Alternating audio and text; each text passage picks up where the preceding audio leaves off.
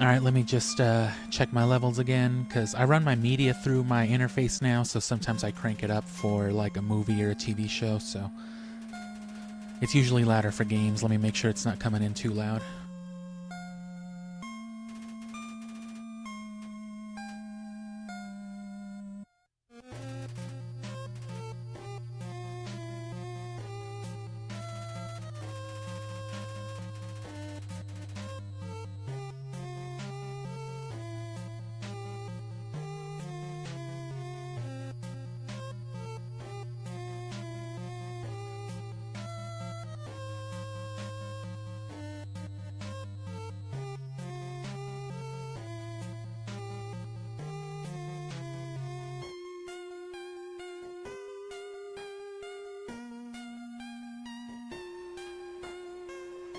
And let's not take too much longer, because it's already a slow grind the way we're doing it. If you know, you know. If not, you'll see how. Well, I mean, if you saw it last time. Snowed in spaghetti. 15 left. Doesn't even give you witty little things about the spaghetti. It's just the people are terrified. Murder them. Ah. Aha.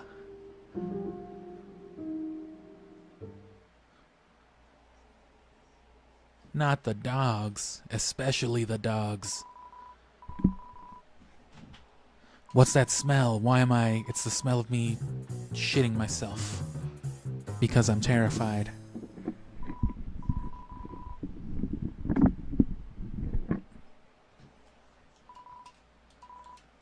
Makes me want to eliminate my bowels.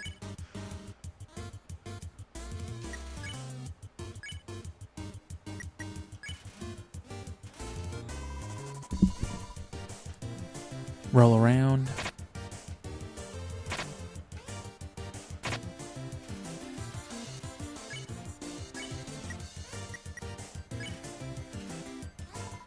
You smell all right.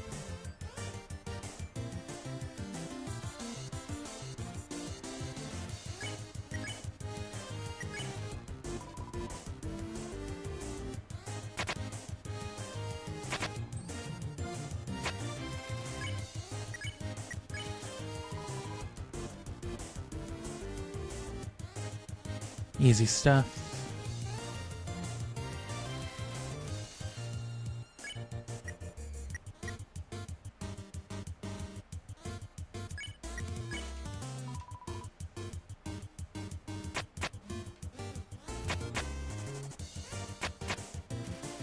The dogs' minds have been expanded now that they're ready to spare.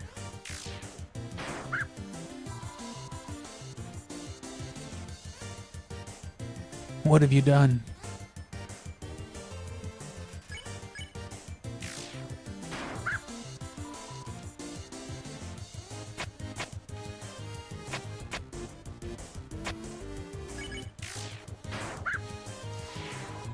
Kneel and suffer.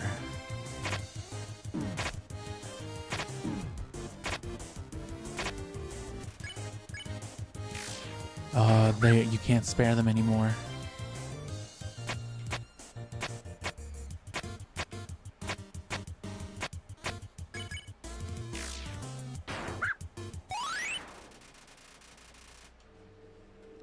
You killed both dogs. Yay. Turn every X into an O, then press the switch.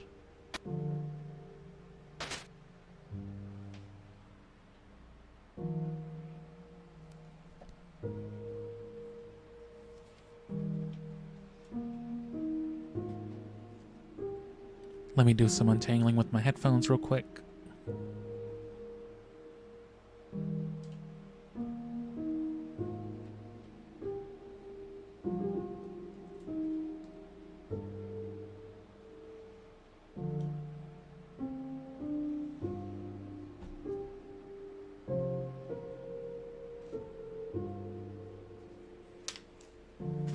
And while I'm at it, let me get some water so I don't have to disappear here in a second.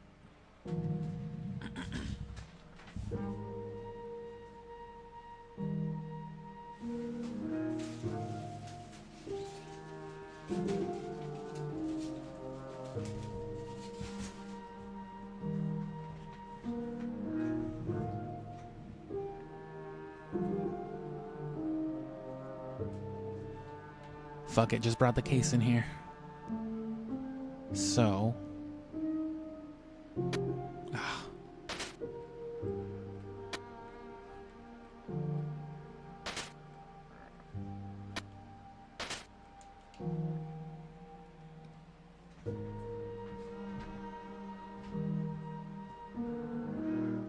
Gotta love the horrid music.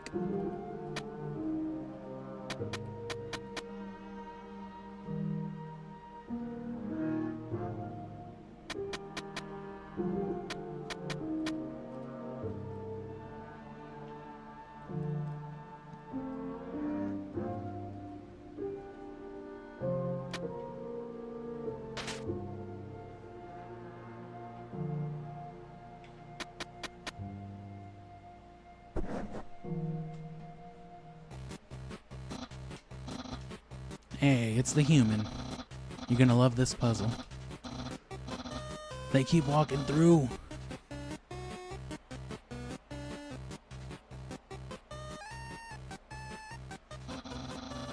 Then threaten and baffle them with some dangerous japes, something or other.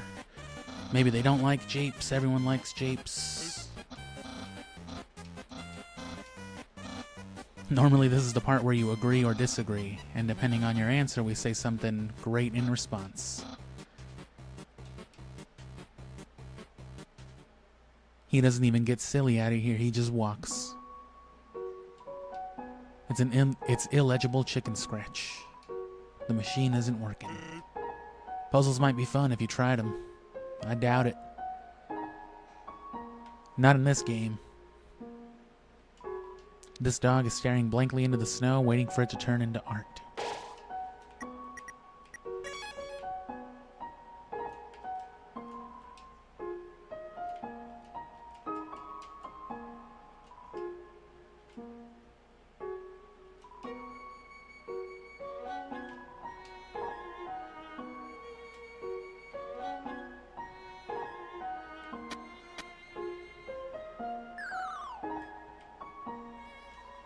It's a lump of snow with the word "Sans" written on it.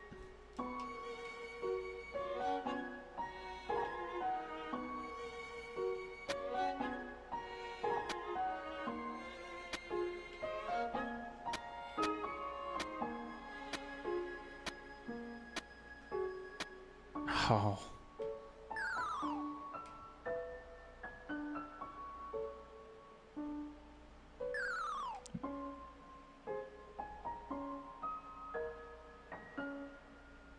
Do I even have to do that actually? No, I don't.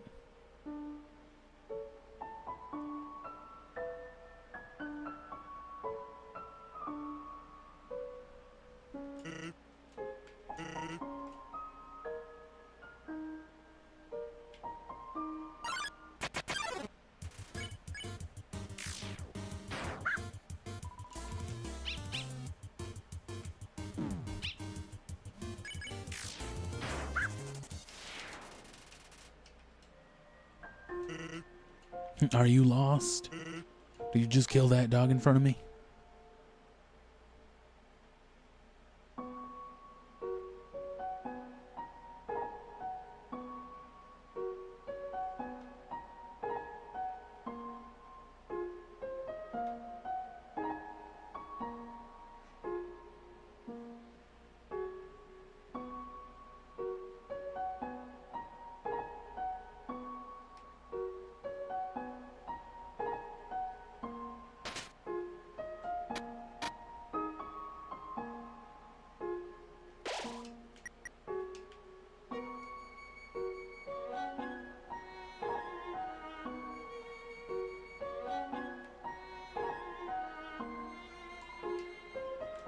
It's a pile of mushy snow.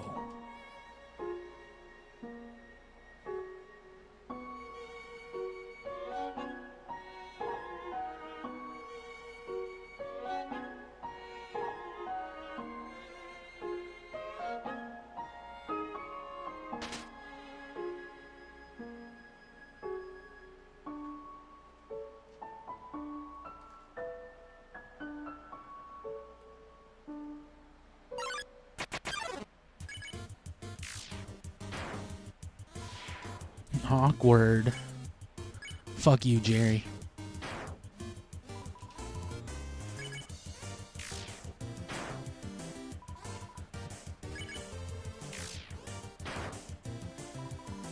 The Wi-Fi here sucks.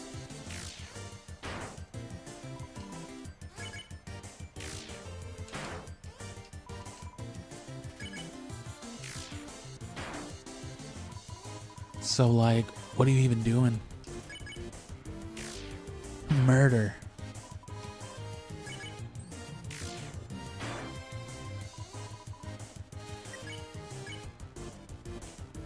No, I'm not gonna ditch Jerry. Huh? Did they ditch me? You killed Jerry. Nice. Oh, yeah. There's a switch here. It's been depressed with vines.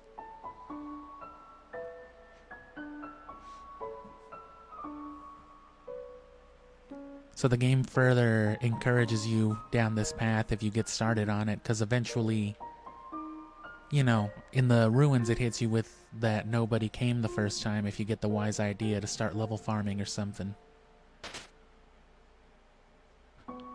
That obviously will pique your interest, and depending on who you know, on how you want to play it, it might stray you off the path, or it might be like, oh shit, and then you go to the save points and it gives you a tally. It's like, well, you know what to do.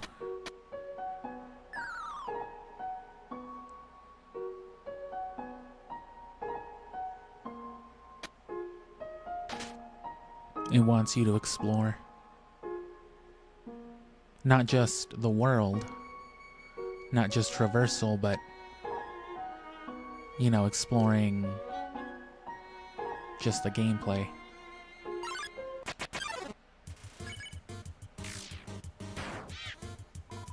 Oh, go ahead and kill me. Oh, I could just avoid them all.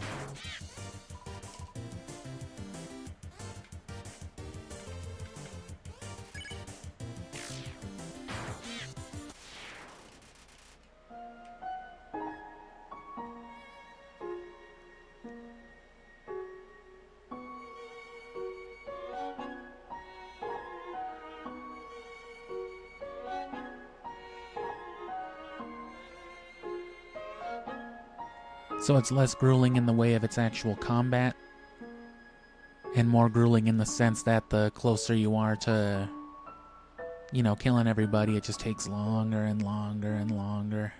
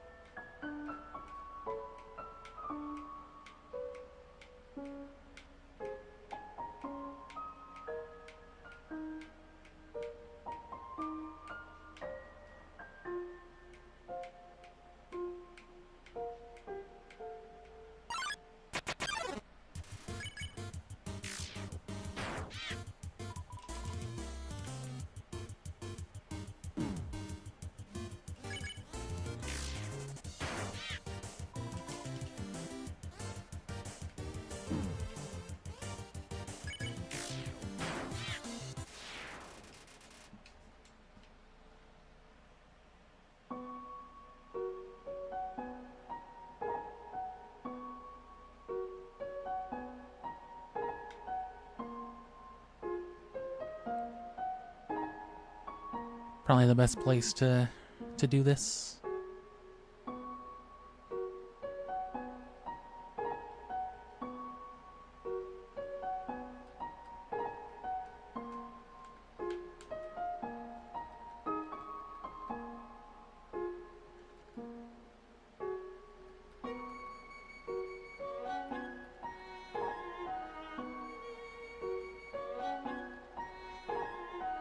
And yeah, this is literally it.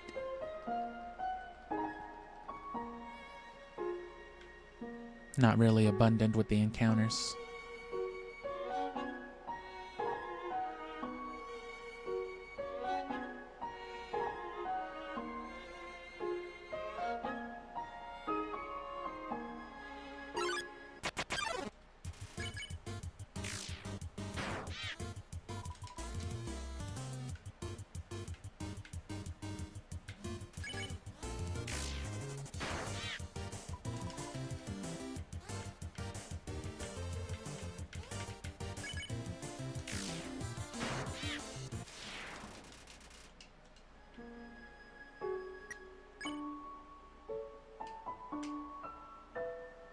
I already ate all the monster candy.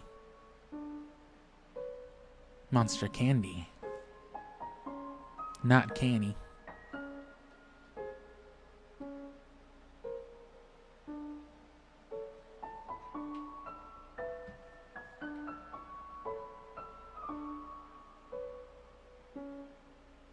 And you'll notice, you know, at least you're bound to notice, assuming you don't immediately jump to the internet for answers, right?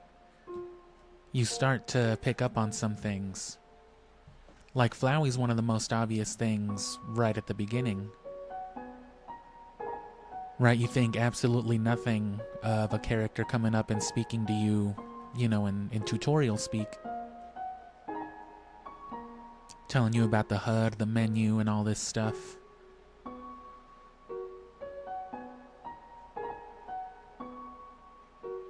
But then after you do a few playthroughs and you see how much they stress, like, that aspect of it, the game part of it, the saving, then the souls and determination, it's just like, oh shit.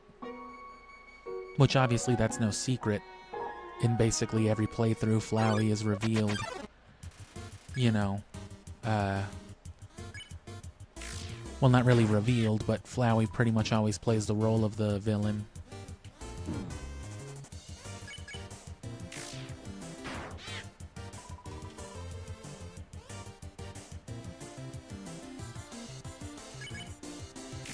But I mean, you pick up on, you know, how they do all that stuff from the beginning, though.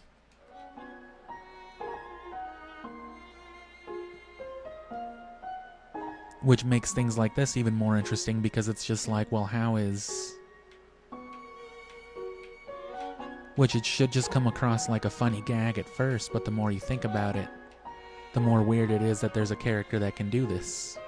If a character like Flowey can understand saving and all this and that, what are we seeing right now?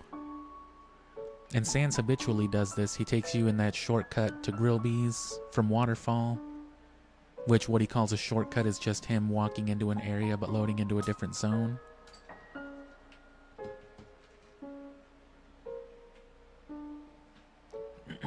And he does it again towards the end.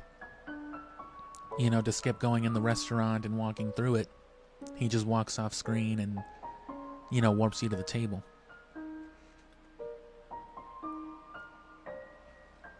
So it's emphasized a lot. And there's some dialogue I could have gotten with Flowey, but I'll look more into that later.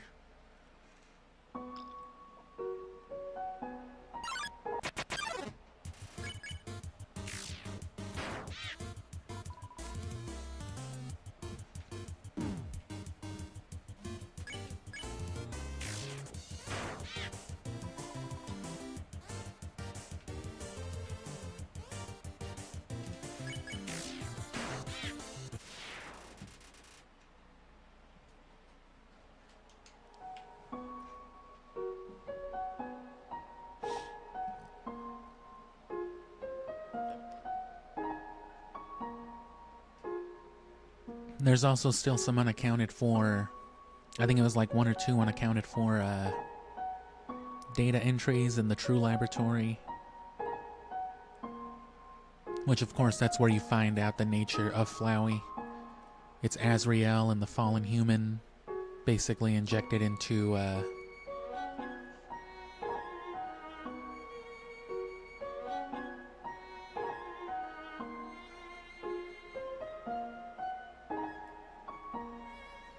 yeah, basically injected into a flower. One of those golden flowers from the human world.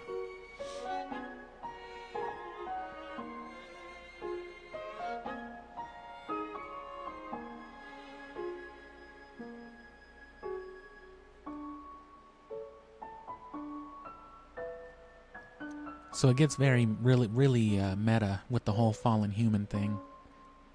Because your role as the human influence on this world is also very stressed.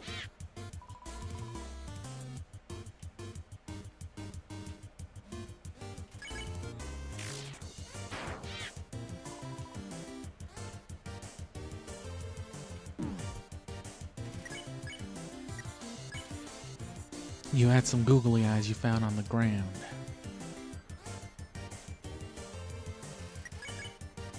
And then you stabbed him to death.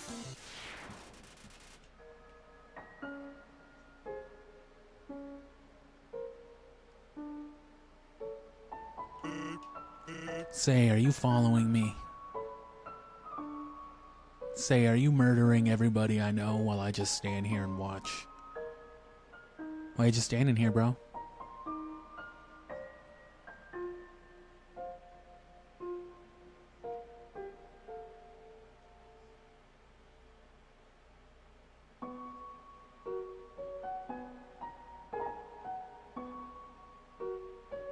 Just bugging this fool.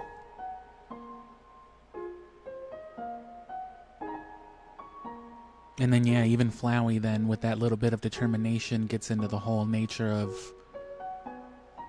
you know, resetting, saving. At least until you showed up, you know.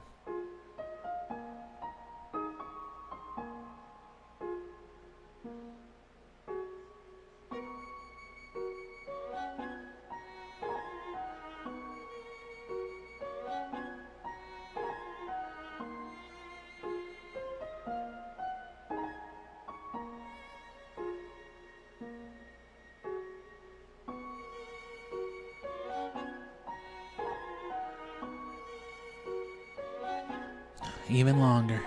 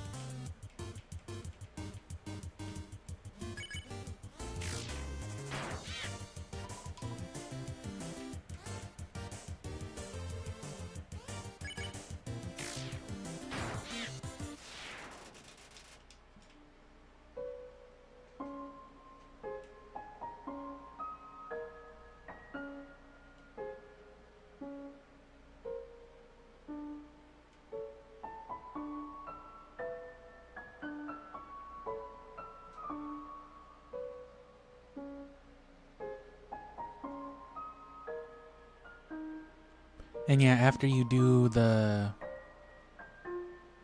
Azrael fight then, as you saw, you can check the coffins, and then the one for Sully's always empty because it's implied that you're Sully, or that this is, you know, Sully, or the fallen human, whatever you call yourself. But as soon as you actually get into the, you know, that the good ending, whatever they called it, whatever Flowey actually referred to it as, I don't remember.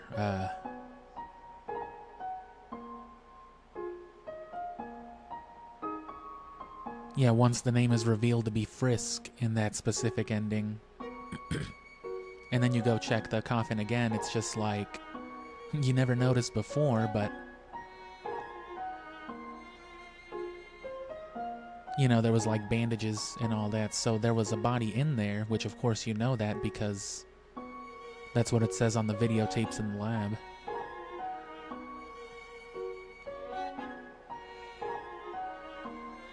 So there's a zombie out there somewhere.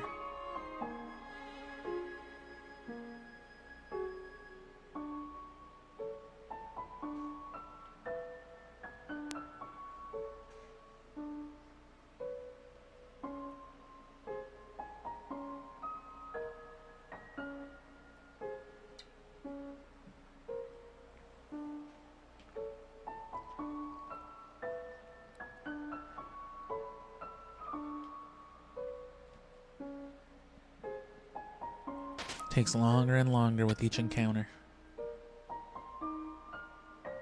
What is it, like 9? Oh, only 5? Cool.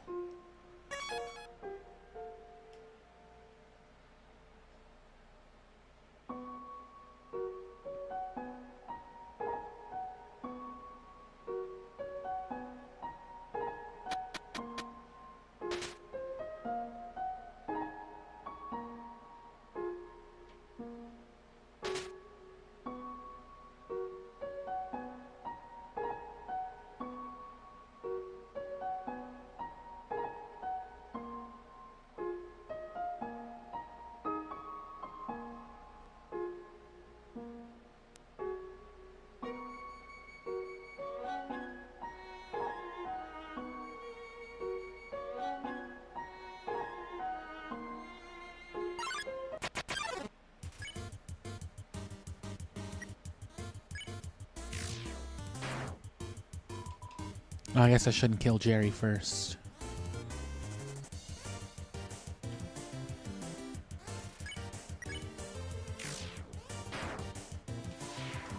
Wow, you guys suck at this. Never do your homework. Jerry doesn't do nothing, so. Chill Drake. Way cooler than Snow Drake.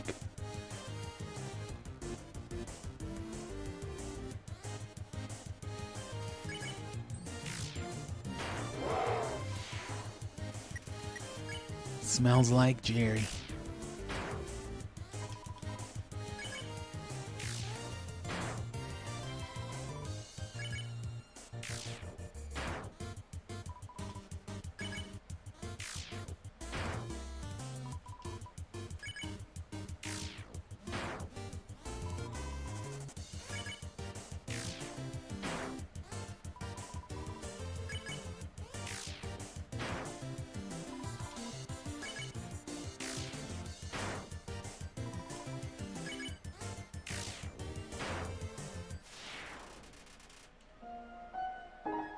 That should only leave 2.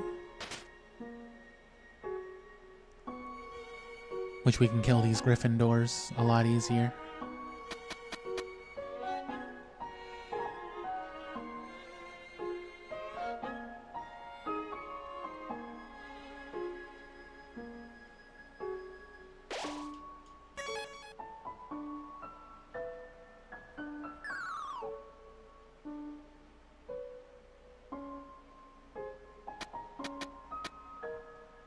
Damn it.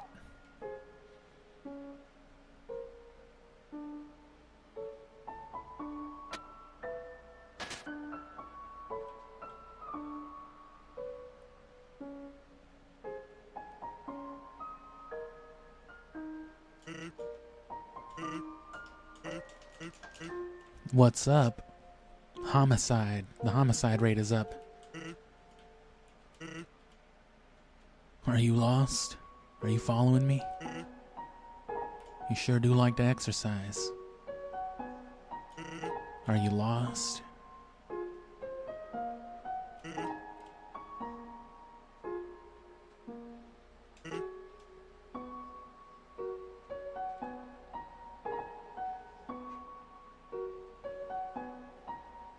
Oh, come on, bro. In front of the Jort, man.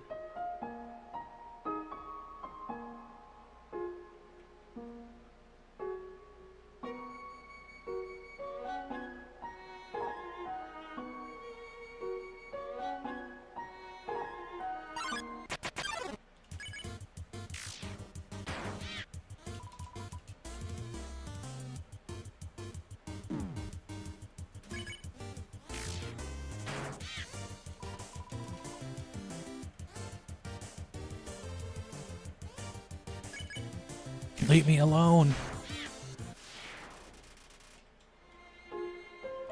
But if I leave you alone, you won't die.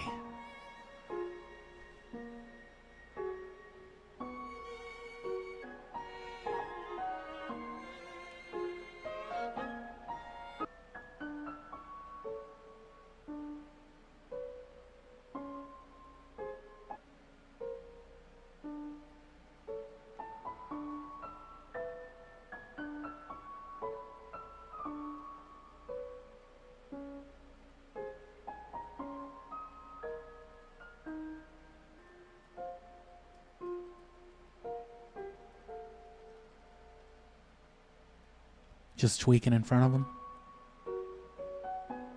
Come on, it's just one more.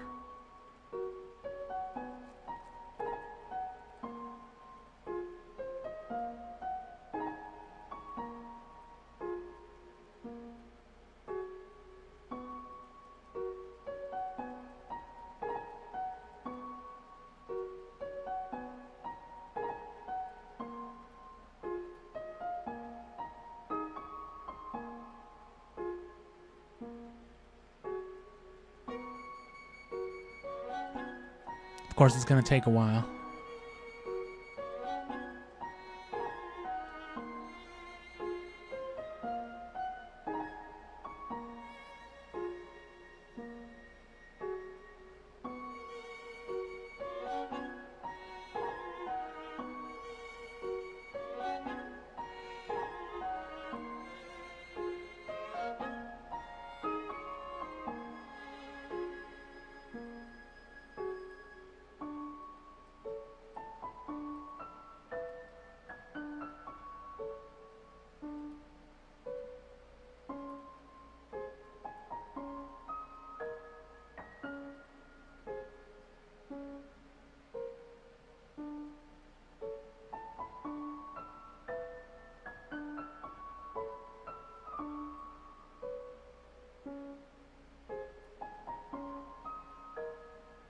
Wow.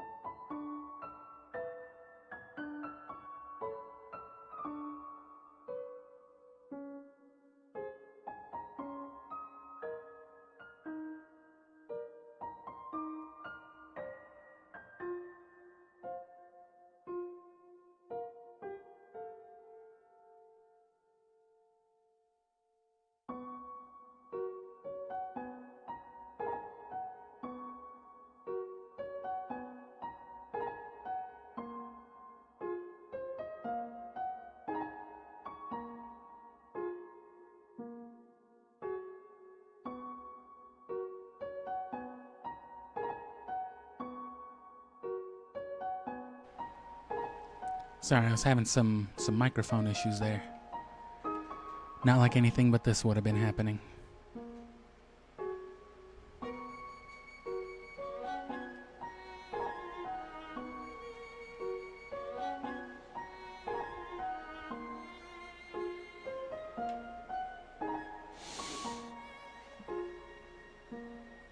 It can't take this long.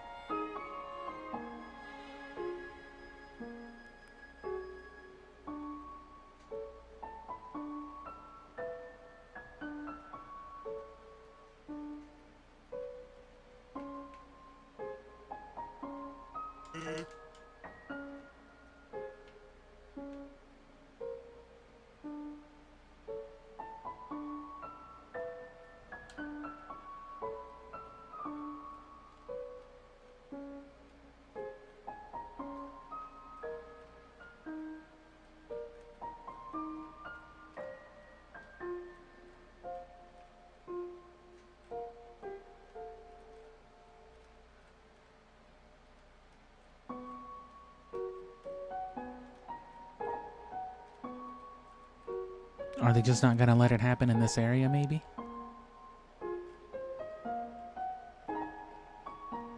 Because there's like an NPC here.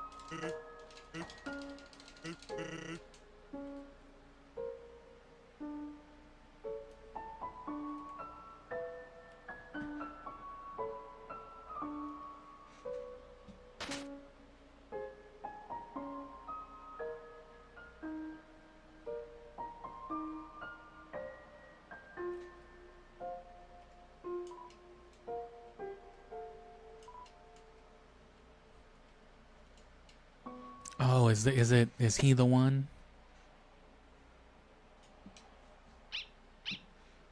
Greater Doug? Doug Marmalade?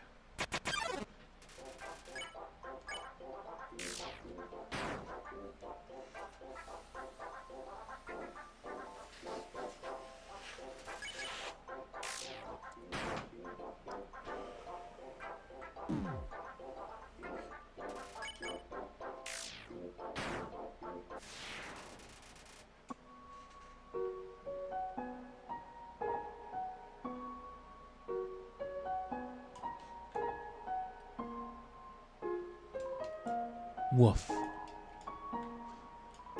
It must be bigger on the inside.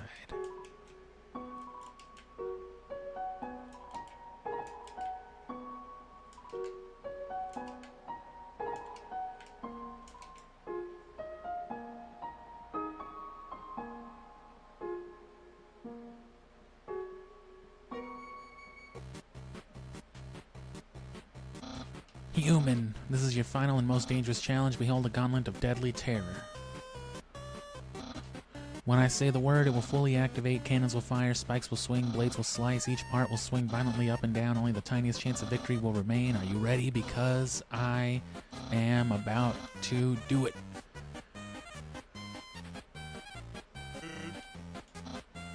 Hold up, what hold up? I'm about to activate it now.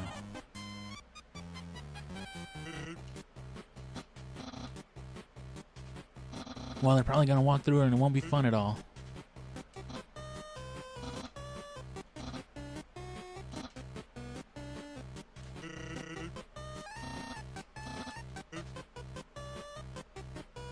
Me write about something kind of pointless, yada yada. Think about how much fun Undyne would have had here. Or would have here. Flames, violence, all this other nonsense.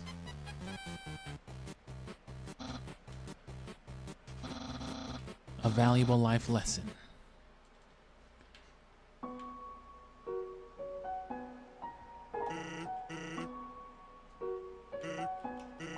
Say, I've been thinking. Seems like you're gonna fight my brother pretty soon. Here's some friendly advice. If you keep going the way you are now, you're gonna have a bad time. Where'd he go?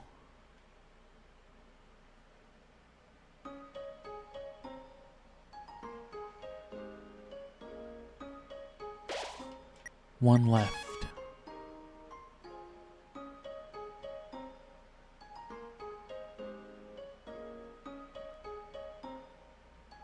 Well, where are they?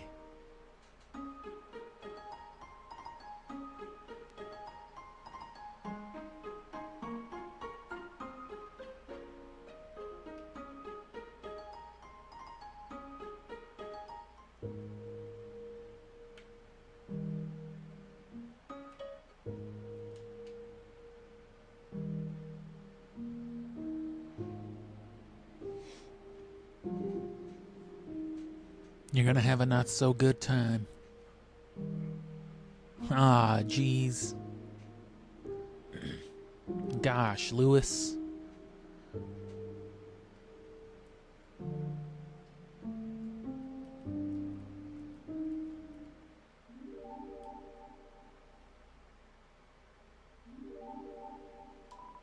It's a door with the Delta rune on it.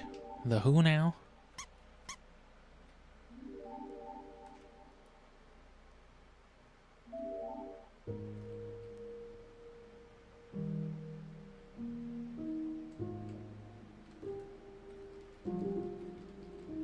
Is the last encounter really just take that long? Did I just give up too soon running around here?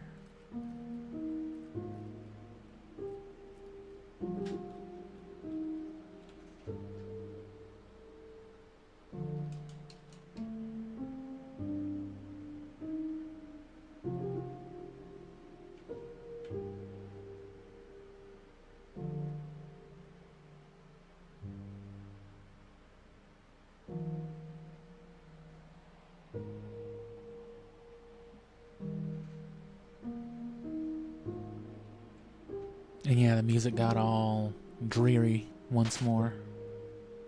I was wondering what had happened.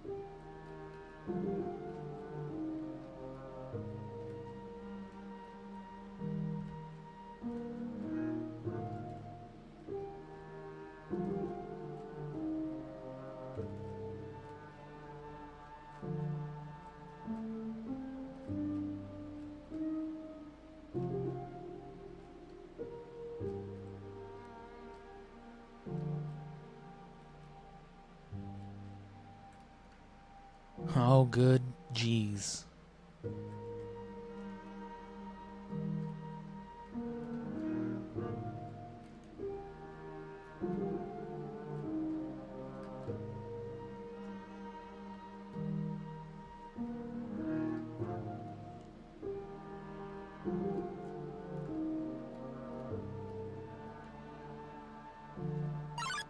Ah.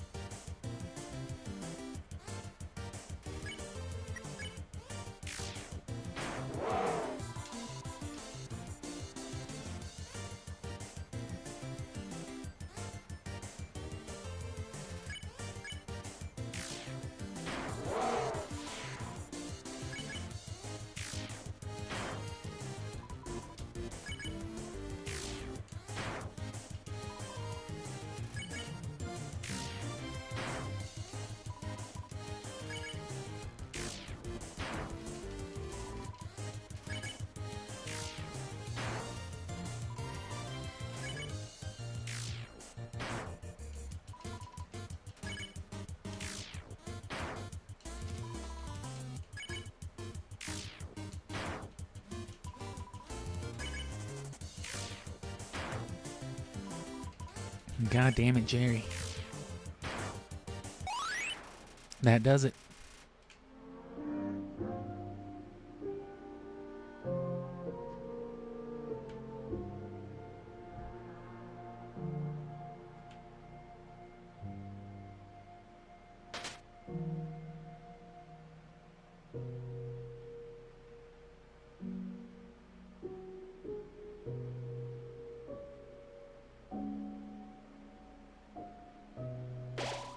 Determination. You did it.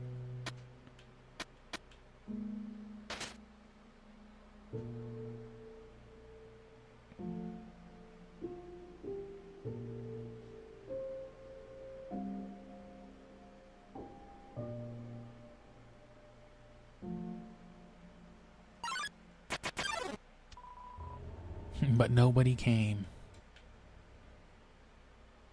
Oh, not this nonsense again.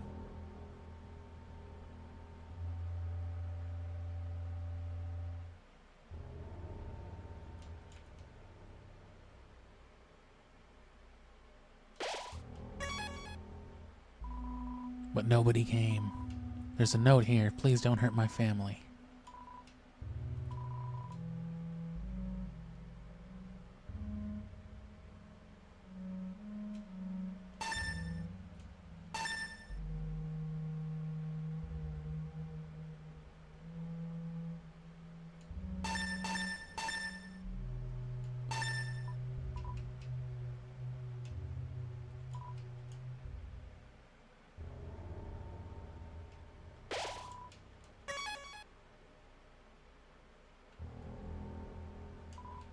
It's merely a decoy. Ah, they've got the upstairs barred.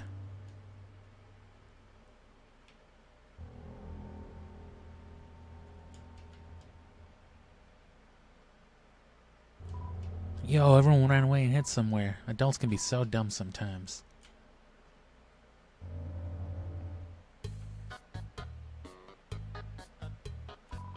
You can't go through the fire exit because you're not made of fire. Oh.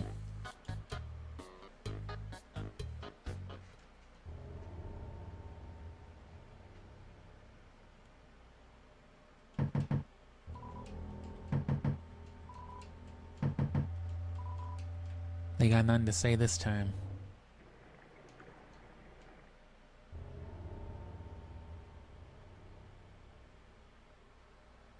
All ambience is gone.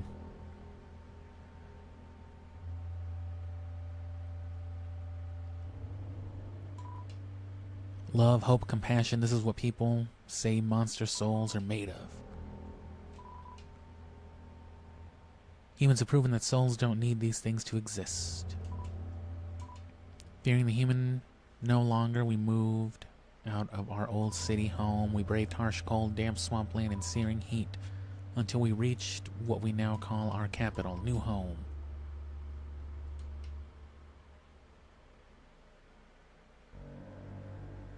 No time for all that. It's locked.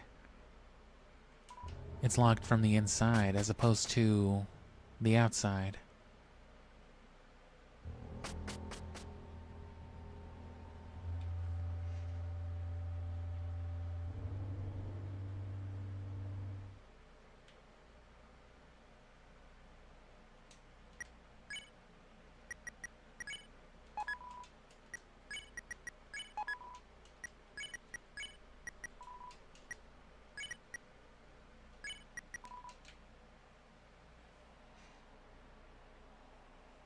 Oh, the bandage.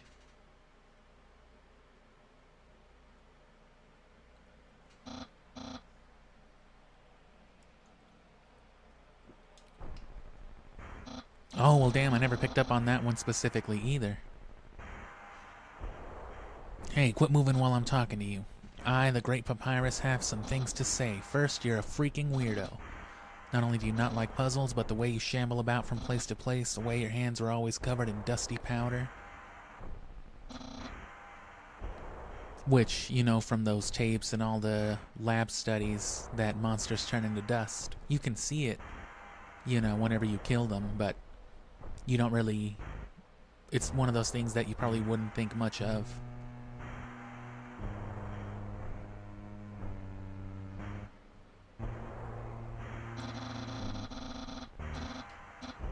I, Papyrus, see great potential within you. Everyone can be a great person if they try, and me, I hardly have to try at all. This is exactly what I'm talking about. I think you are in need of guidance. Someone needs to keep you on the straight and narrow, but worry not, I, Papyrus, will gladly be your friend and tutor. I'll turn your life right around. Are you offering a hug of acceptance? Wowee, my lessons are already working. I, Papyrus, welcome you with open arms.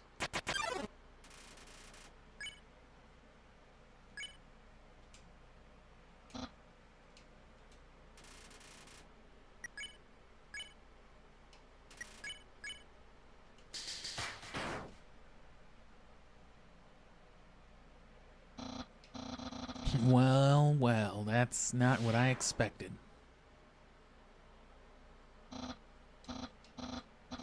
But still, I believe in you. You can do a little better, even if you don't think so. I promise.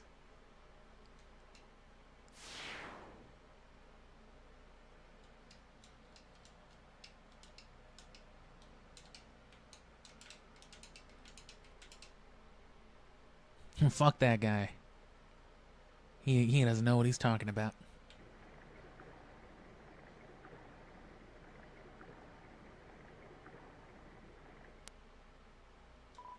Yo, you sneaking out to see her too? Awesome.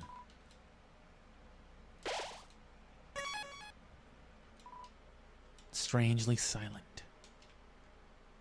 No sands.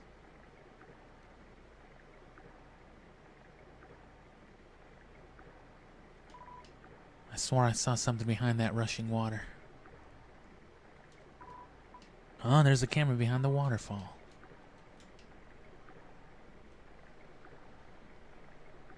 Well, that's spooky.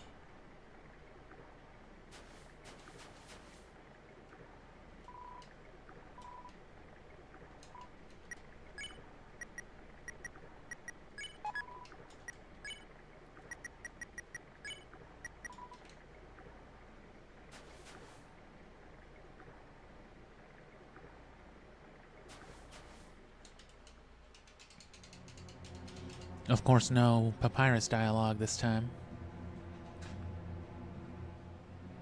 'Cause, you know.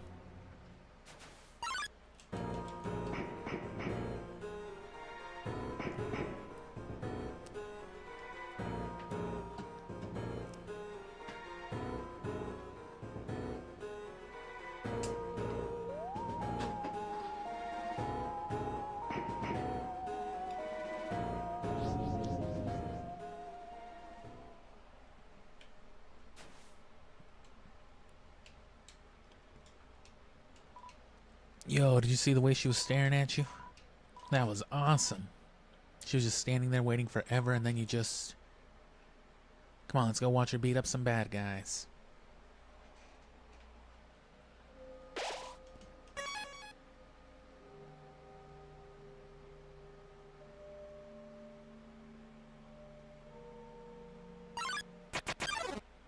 Oh, the happy face instead of the... Happy face instead of the exclamation point now.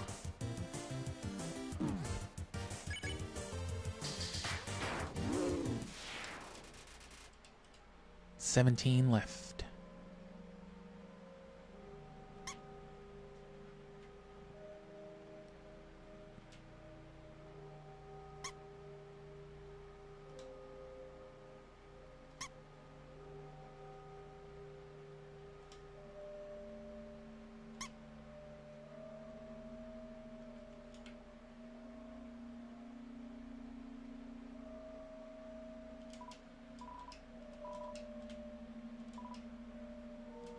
I just wasn't ready for the responsibility.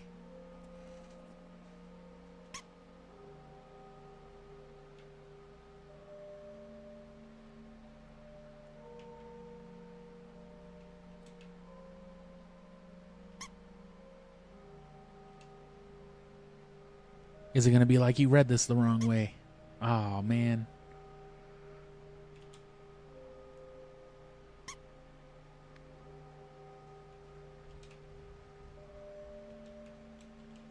Yep.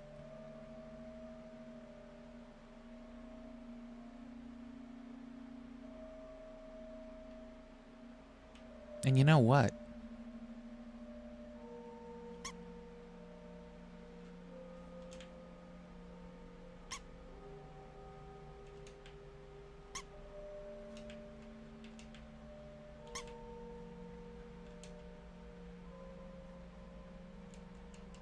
Nothing. That'd be a secret right there. Wishing room. It's all silent.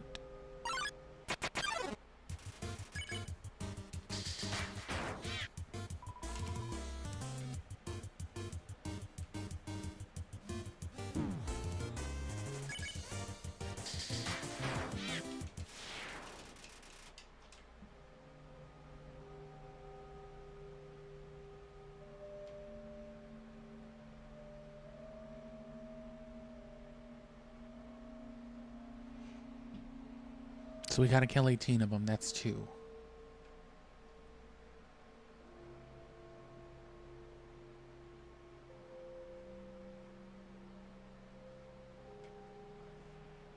I'm not even walking.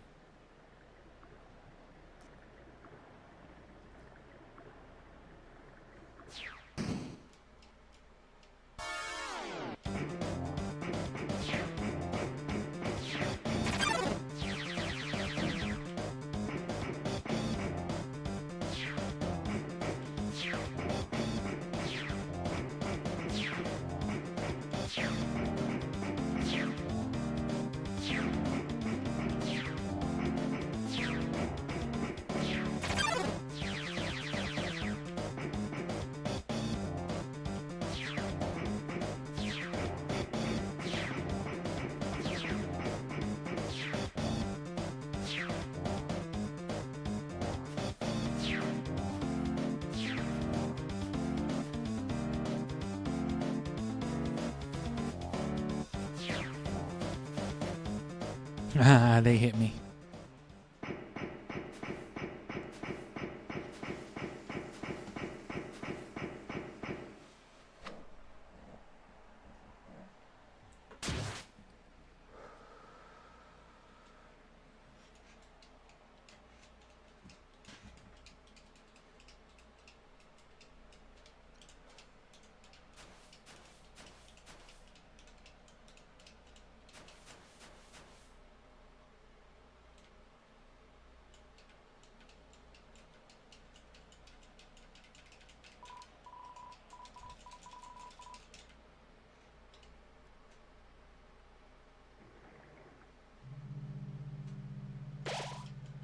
$16.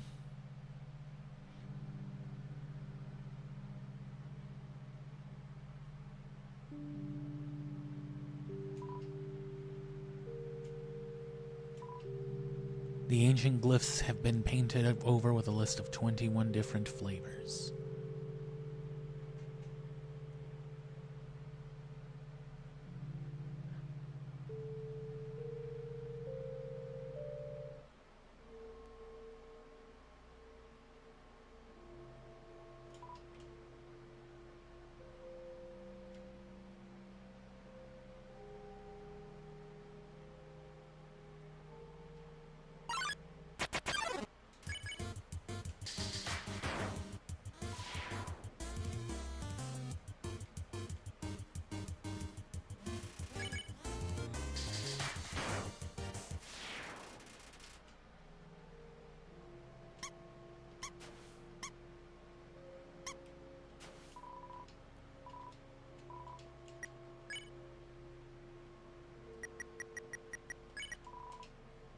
Weapon attack 7. These used shoes make you feel incredibly dangerous.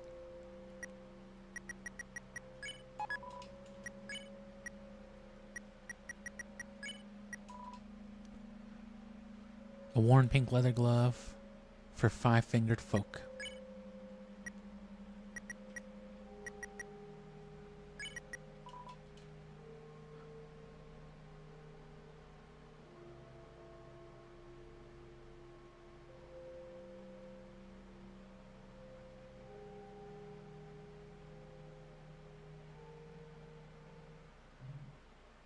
There's no other way over there, though.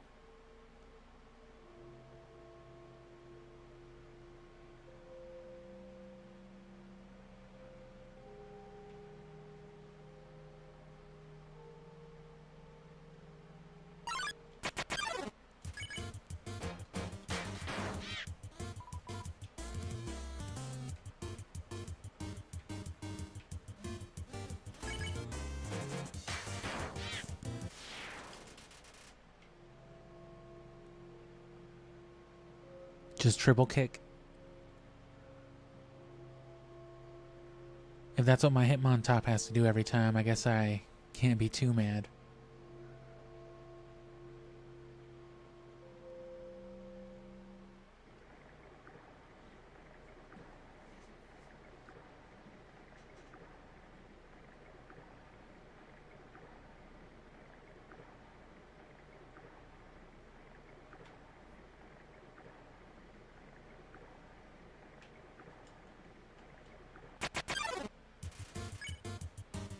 Chiron hides in the corner, but somehow encounters you anyway.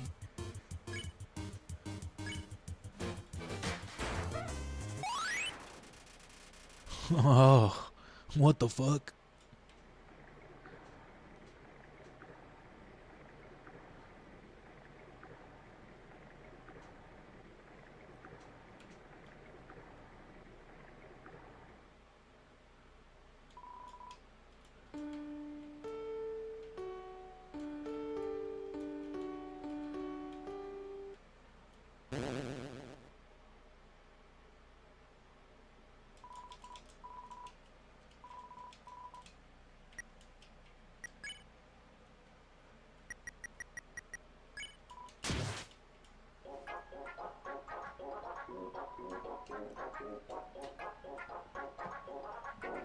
I'm sure that's a highly significant item. Like, not even joking, but it's one of those things where, like, we don't know. Not yet. It could be one big fake out, but I wouldn't be surprised if at, like, the very end of the last part of Deltarune, it was like, oh, that's what the artifact is.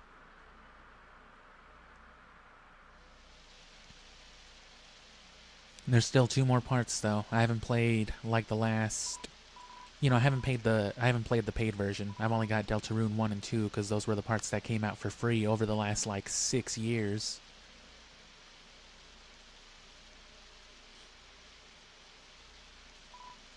Man, Undyne is so cool. She's a fish. She beats ass.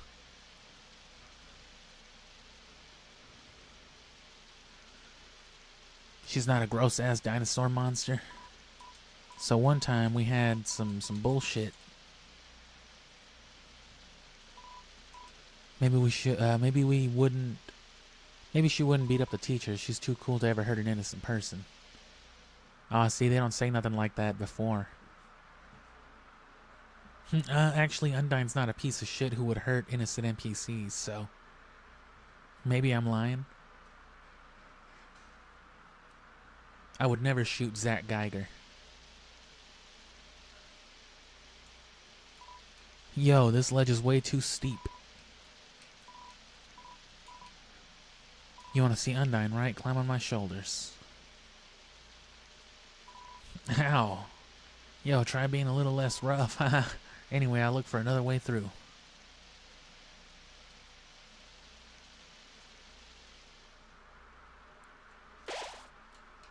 They really knew what they were doing with that character. What does this say? In the end, it could be hardly called a war. United, the humans were too powerful and us monsters too weak. Not a single soul was taken and countless monsters were turned to dust. Well, yeah, imagine Ocarina of Time exactly as it is, but with, like, 5 people playing as Link at the same time. That would be terrifying for the NPCs.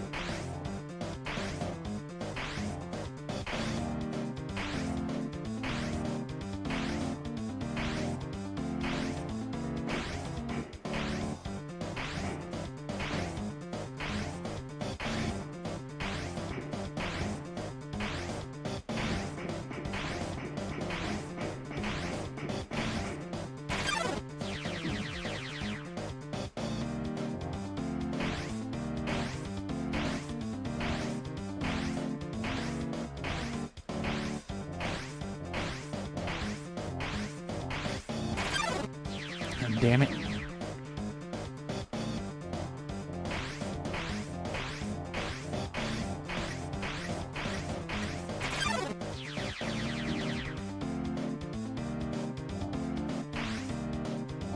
I just like fucking with Undyne.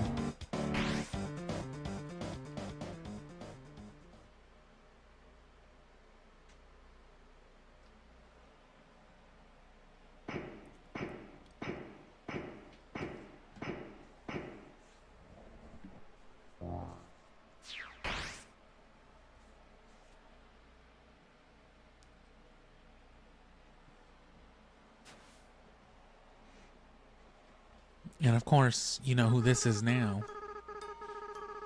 You don't know it's Azrael at first, but once you play the game once you get the good ending. Quote unquote.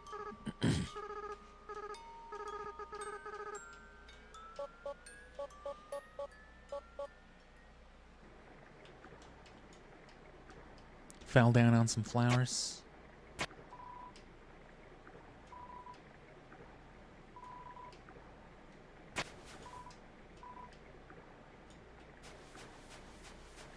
Cool.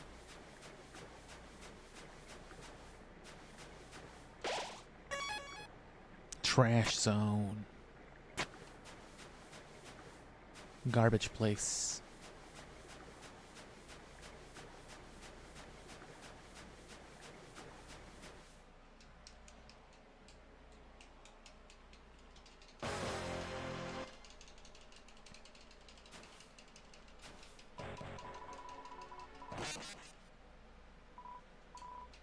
This feeling, eureka!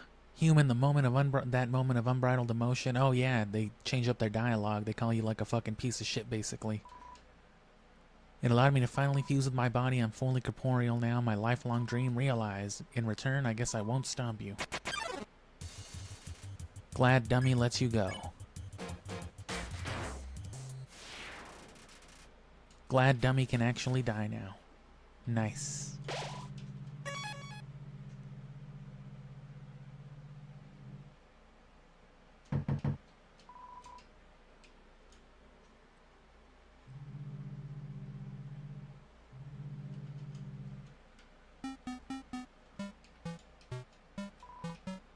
It's a spooky old TV. Most of the buttons are worn away, though the channel changing buttons look good as new.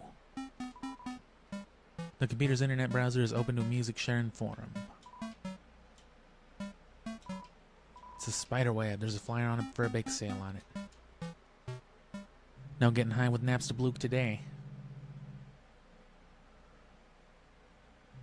No Thunder Snail today.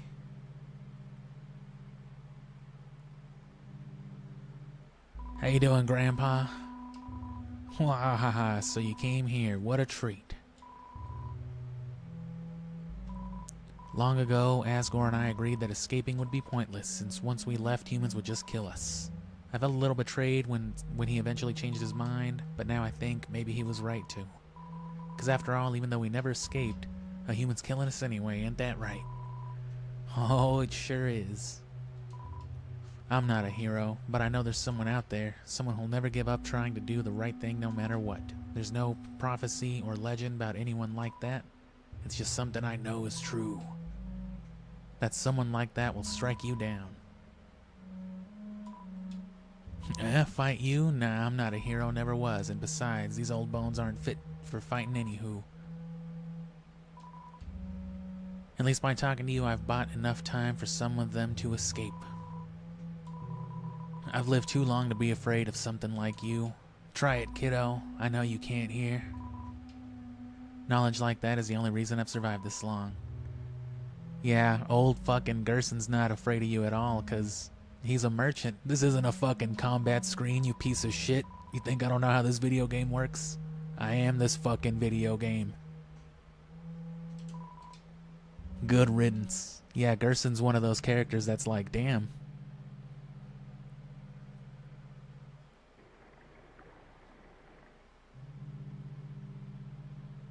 Knowledge like that. Hurt, beaten, and fearful for our lives, we surrendered to the humans. 7 of their greatest magicians sealed us underground with a magic spell. Anything can enter through the seal, but only beings with a powerful soul can leave. To defeat you.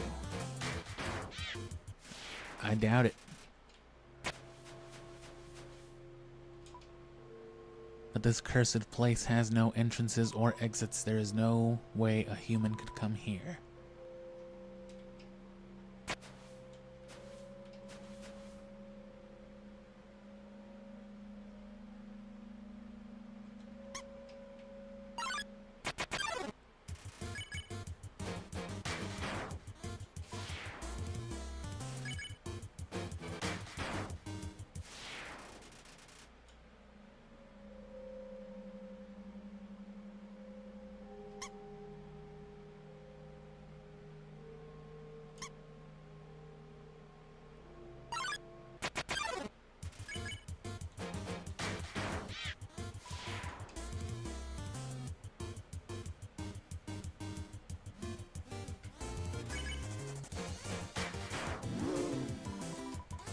Come on in.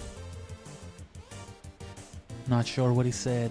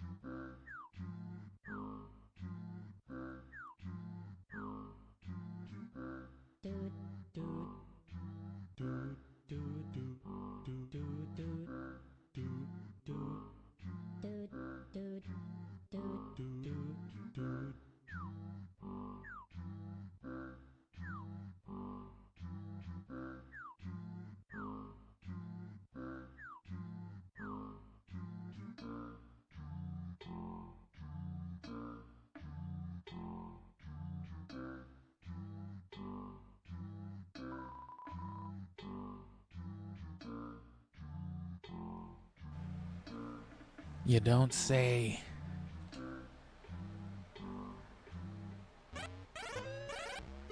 Welcome to the Tem shop.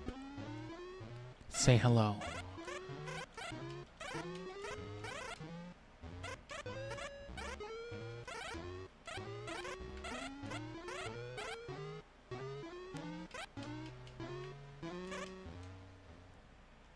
Timmy's just indifferent. 6 left.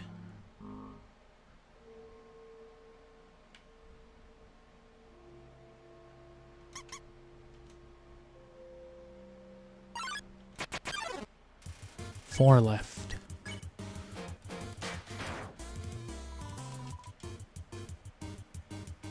Chastising wiggle, I think is what it was trying to say.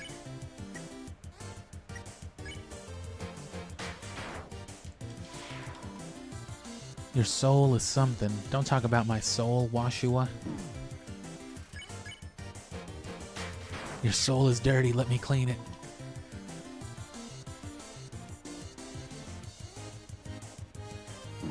Shit.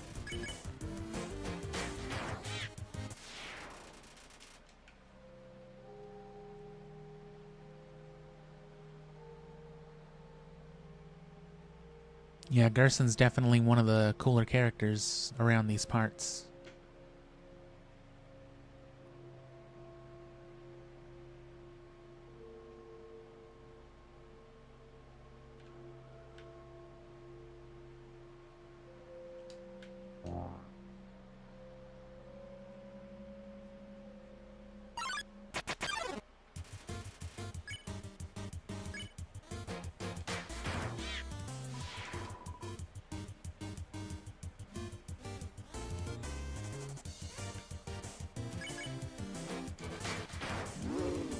Damn.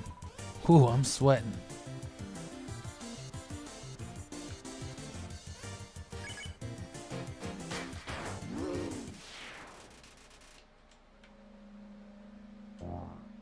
That's 4, right? Or is that just 2 now?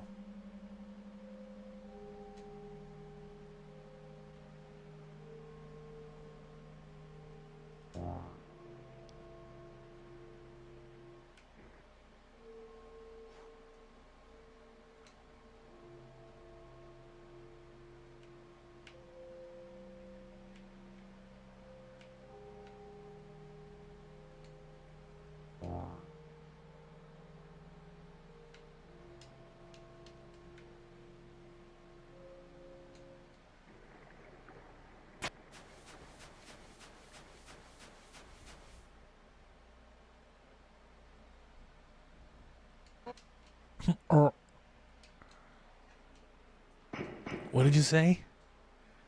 Fucking Animal Crossing character. 7 human souls. With the power of 7 human souls, our king, King Asgore Dreamer, will become a god.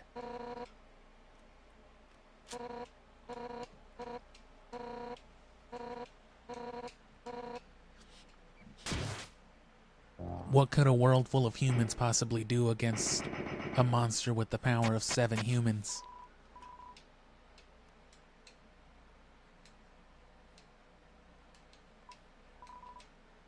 You did it. Undyne is right in front of you.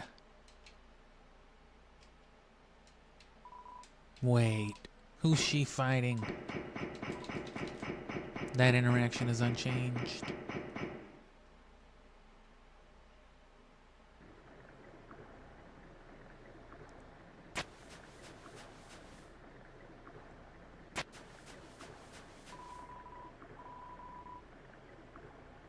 Oh. Strongly felt 2 left. No. Damn, at least they tell you. That's cool. No, go back. There's more. There's another Washua.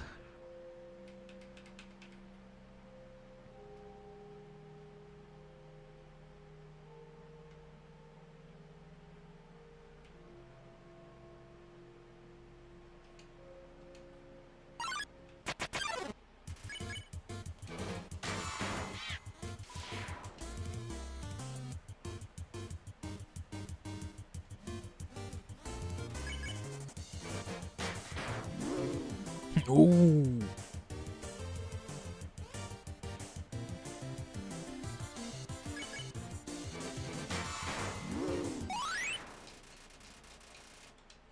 Strongly don't feel 2 more anymore. So it was 2. I was just looking for a save point anyway. Specifically to check. Which I would have anyway. Determination. Yo.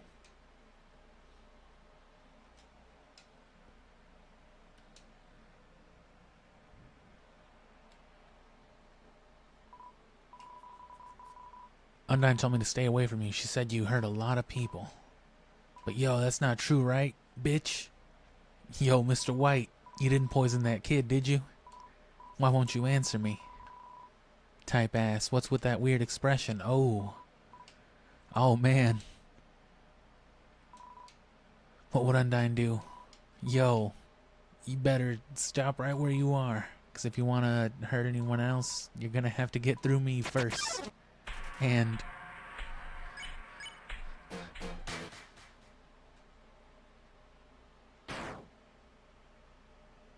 oh, fuck. Undyne, you're hurt. It's nothing. Next time, listen when I tell you to leave. She's dead as fuck. Super inflated damage.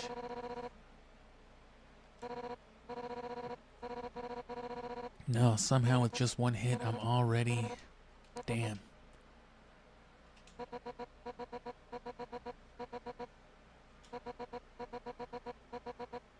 I failed you.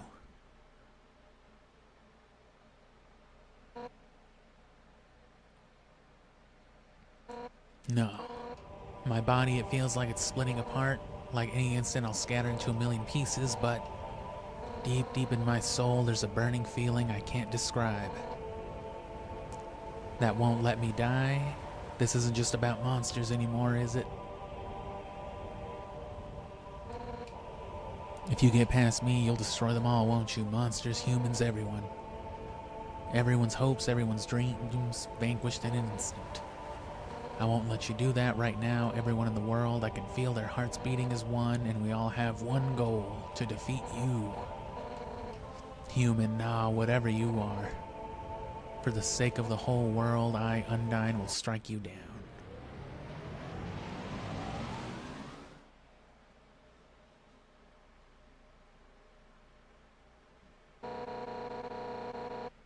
You're gonna have to try a little harder than that. The heroine appears. Oh, fuck yeah. Now it's a party.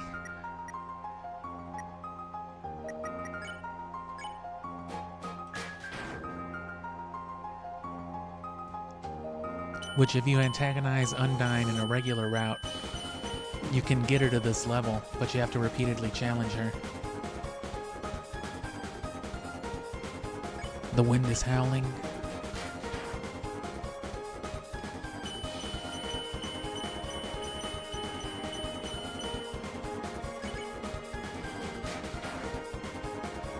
That's why I always antagonize Undyne, to secretly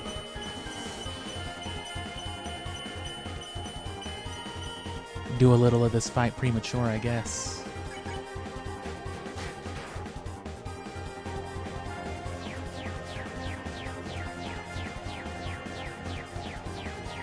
Had to get a little practice in.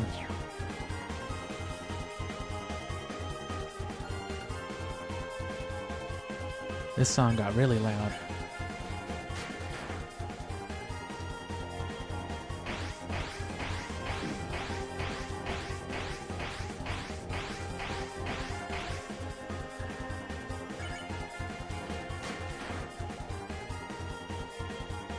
Oh shit.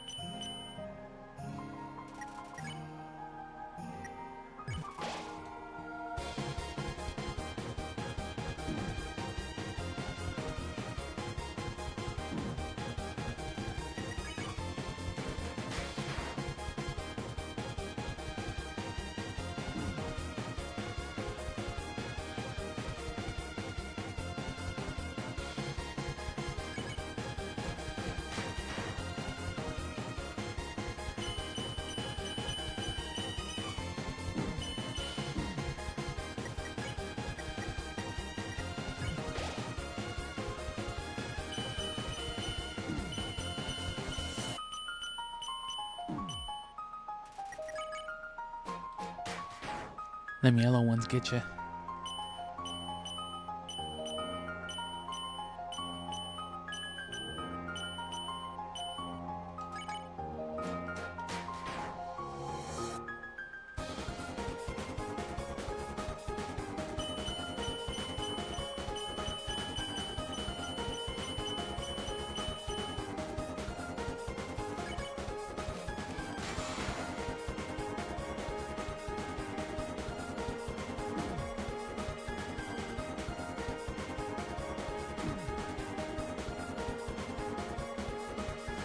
Oh shit.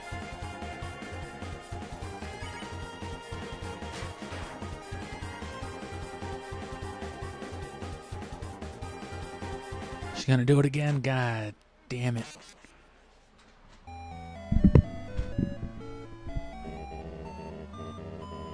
And then there was still like one more after that.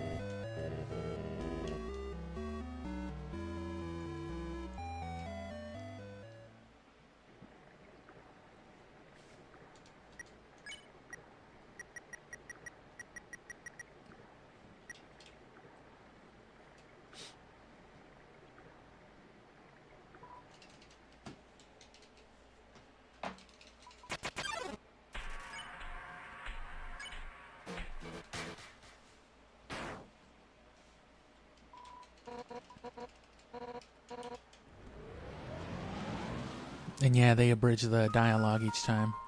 You're gonna have to try a little harder than that. It remembers.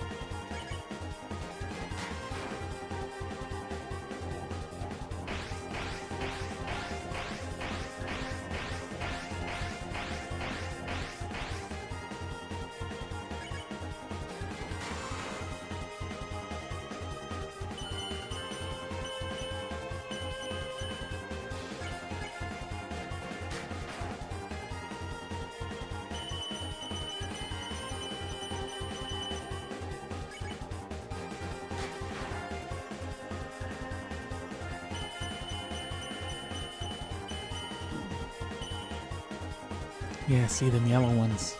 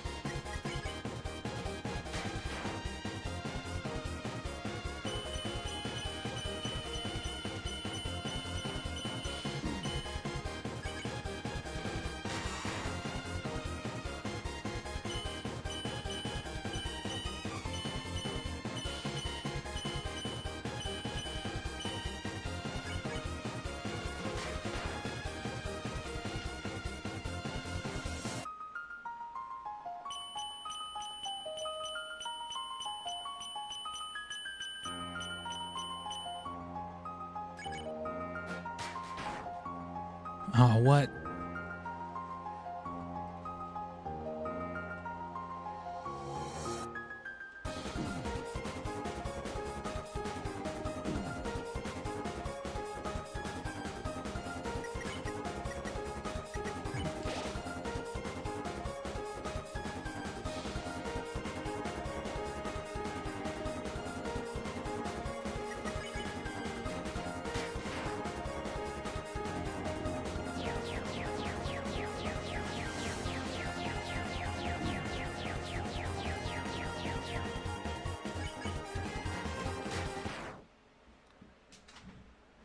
Okay, couldn't get it in one, but two's not bad. Oh, damn it. So even that power, it wasn't enough. If you think I'm gonna give up hope, you're wrong. 'Cause I've got my friends behind me. Alphys told me that she would watch me fight you, and if anything went wrong, she would evacuate everyone. By now she's called Asgore and told him to absorb the 6 human souls. And with that power, this world will live on. Or that's it, this world will live on. She fucking melted.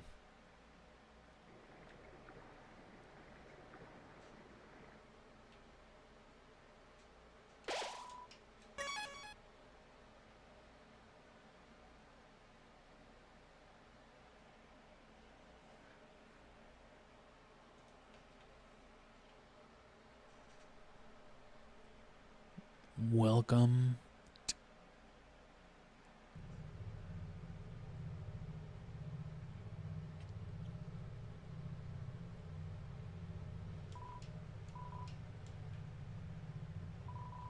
The water evaporated from the heat, as did the cup. 40.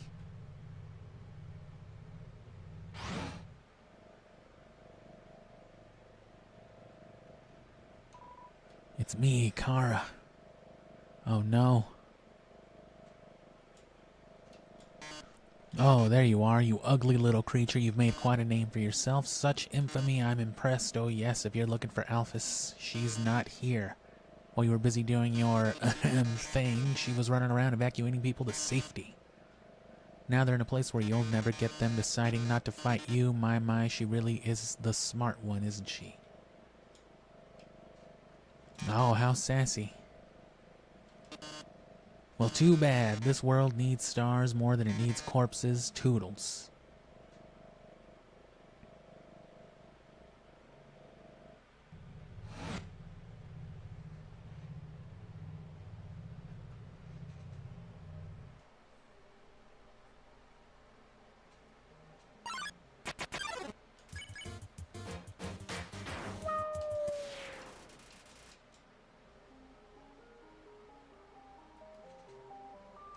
Tell me this is enough.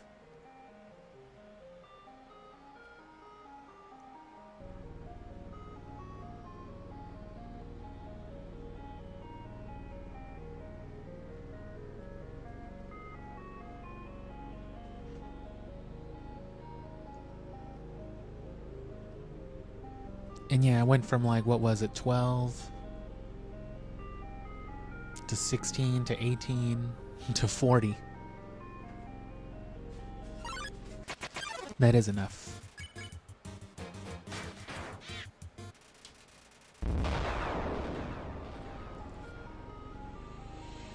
And at this point, this is all we can do. This is probably in our best interest to just hold down.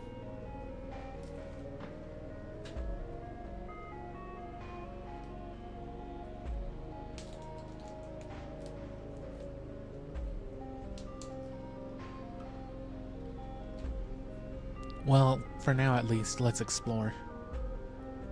There might be some, like, you know, multi-monster spawns that are more common up here.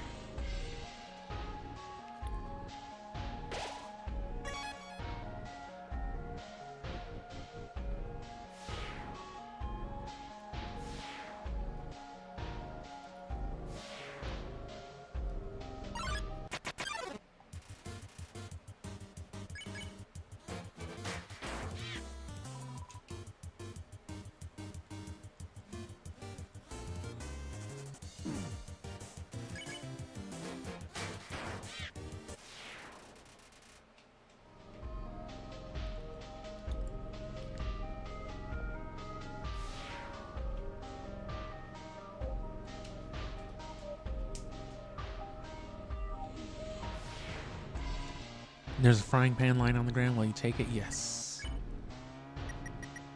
What is this, like 9, 10? Weapon attack 10. Damage is rather consistent. Consumable items heal 4 more HP. Hell yeah. Especially with the bicycle. That's 30 at 15 apiece instead of just 22.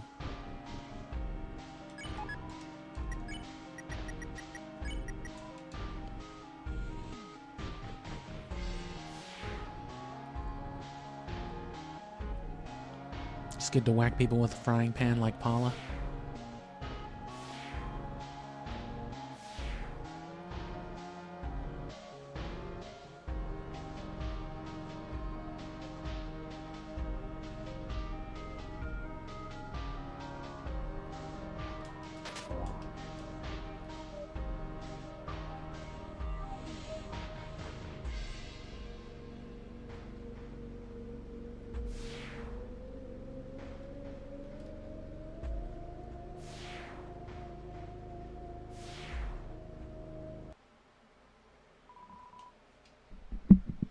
You're here. So that means Undyne, she's like Undyne, will avenge you.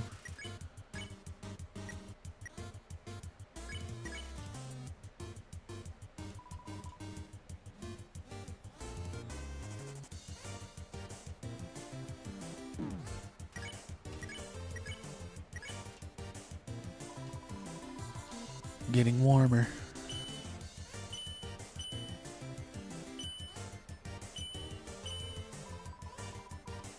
Can't take it. Armor too hot.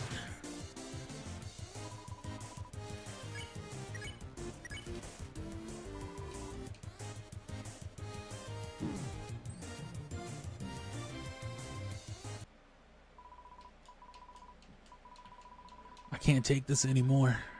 Not like this, not with your shirt off. Bro, you realize there's a murderer in front of you. Damn, bro, I love fighting homicidal maniacs with you. You want to assume we're both going to make it out of this alive and get some ice cream after this? Hell yeah.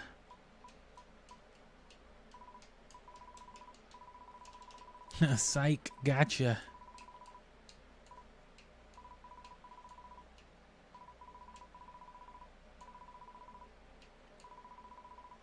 Sure, dude.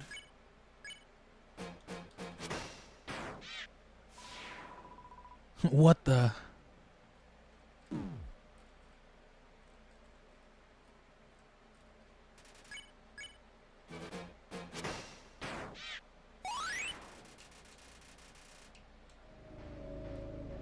That's the way you want to do that one.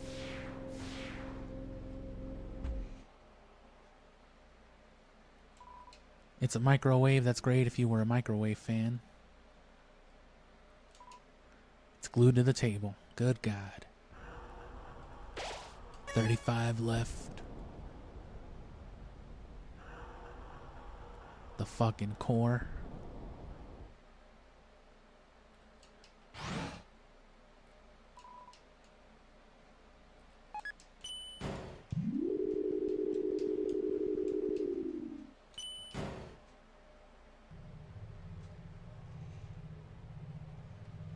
Oh.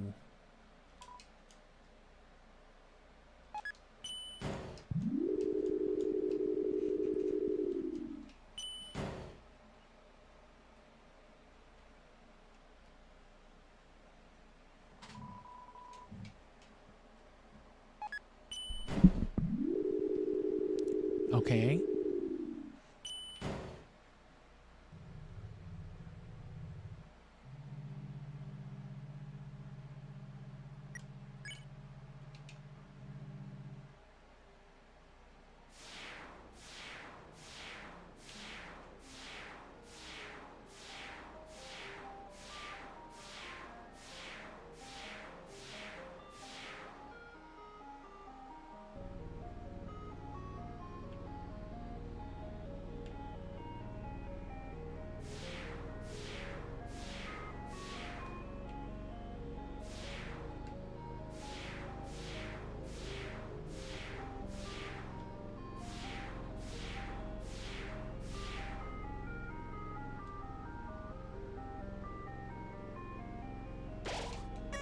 $35 still left.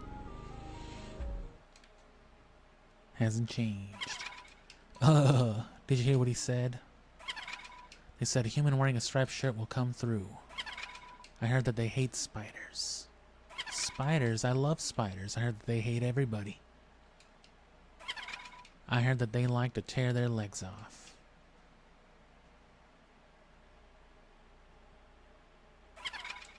I heard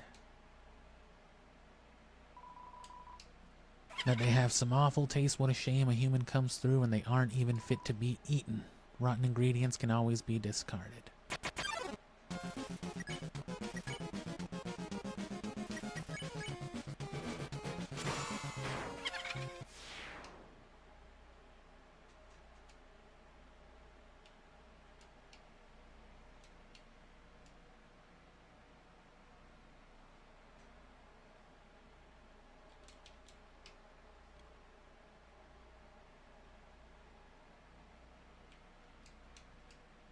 Can I kill the bug? I guess I just did, right? You won, but the spider got away.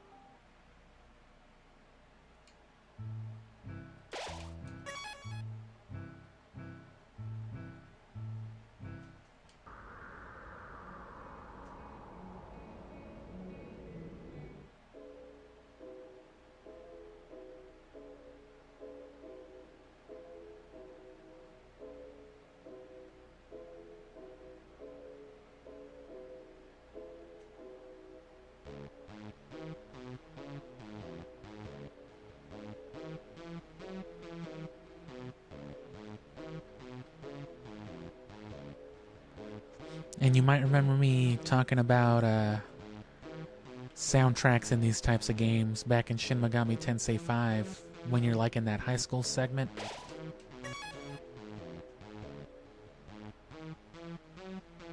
It's one of those areas where the overworld theme and the battle theme just are one and the same, just like this. I love when games do that. God damn it. Final Frogget.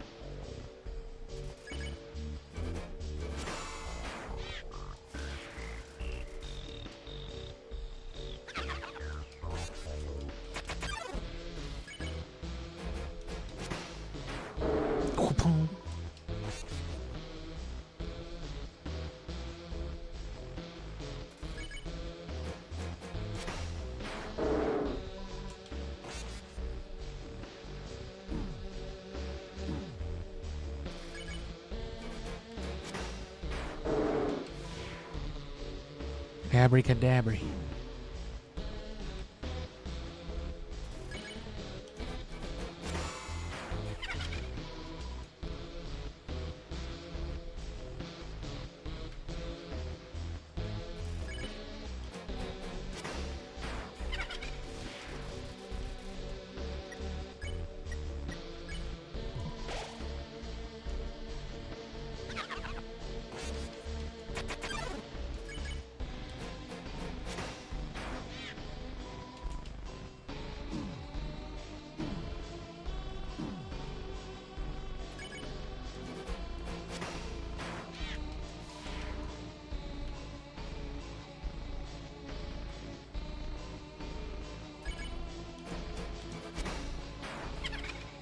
Oh.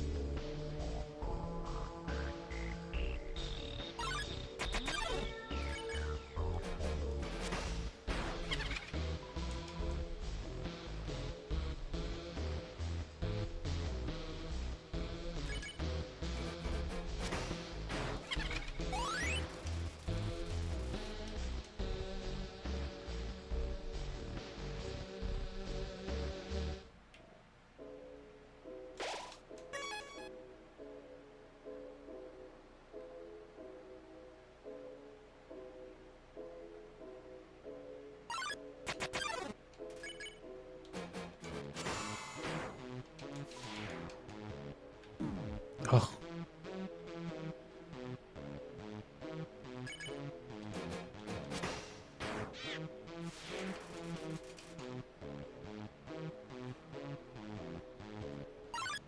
Okay, I'm gonna run to the restroom again after this because I'm gonna be here a while. But we're almost at the end. There's really not anything to do but just kill people. All the puzzles get done for you.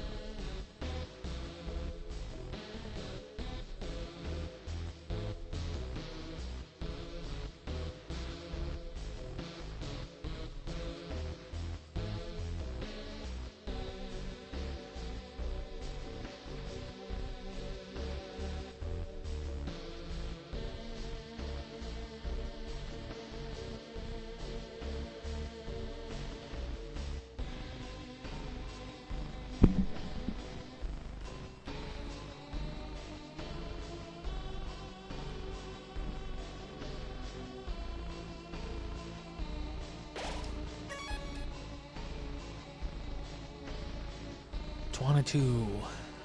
Oh, jeez. 20.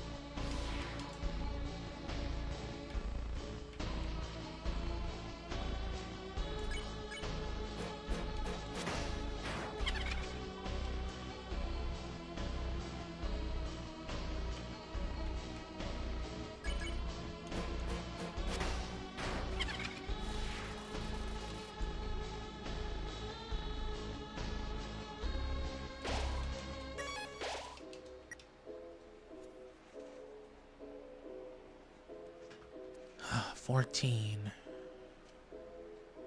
The encounters aren't too scarce here, though.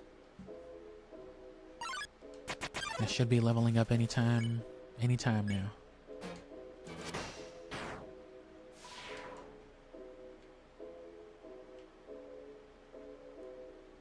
Oh.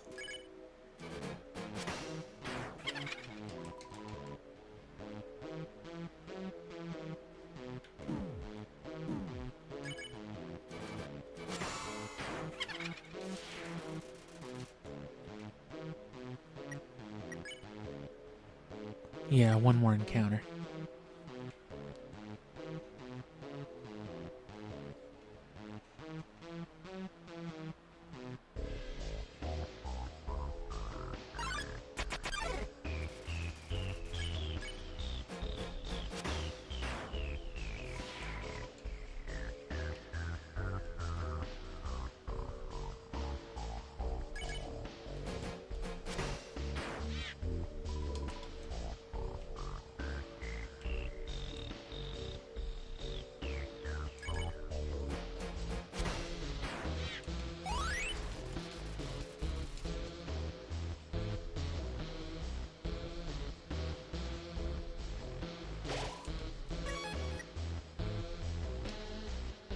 Oh, my HP restored with it, okay.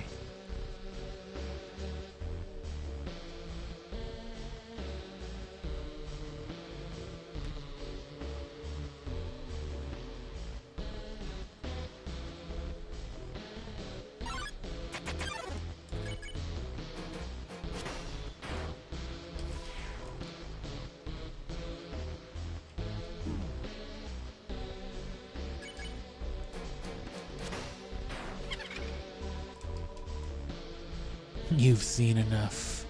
Alright, get out of here. I don't like this anymore.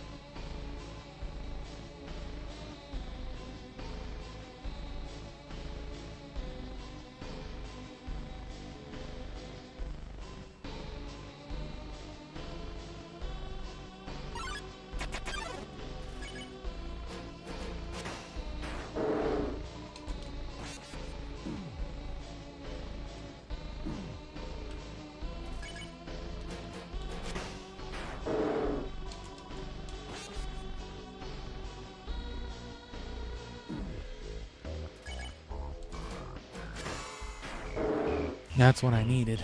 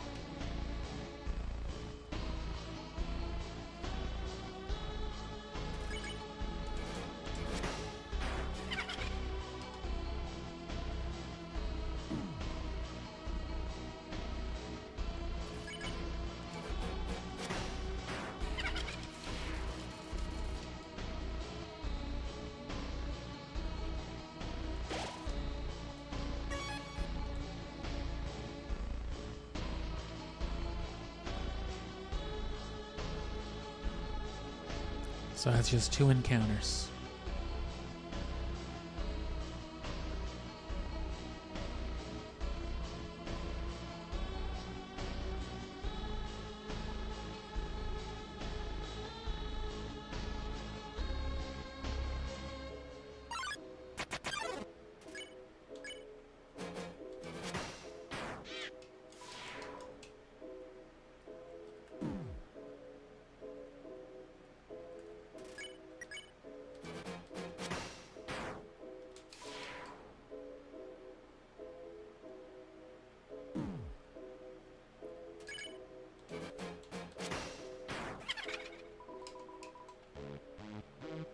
Take your last look.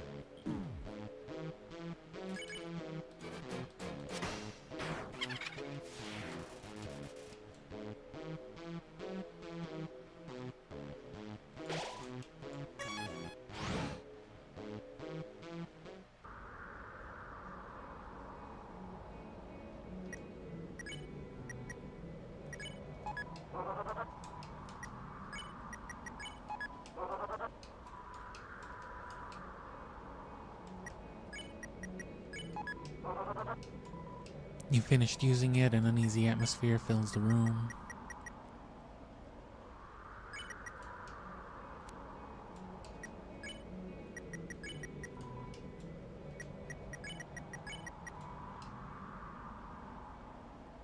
You threw the dog residue on the ground like the piece of trash it is.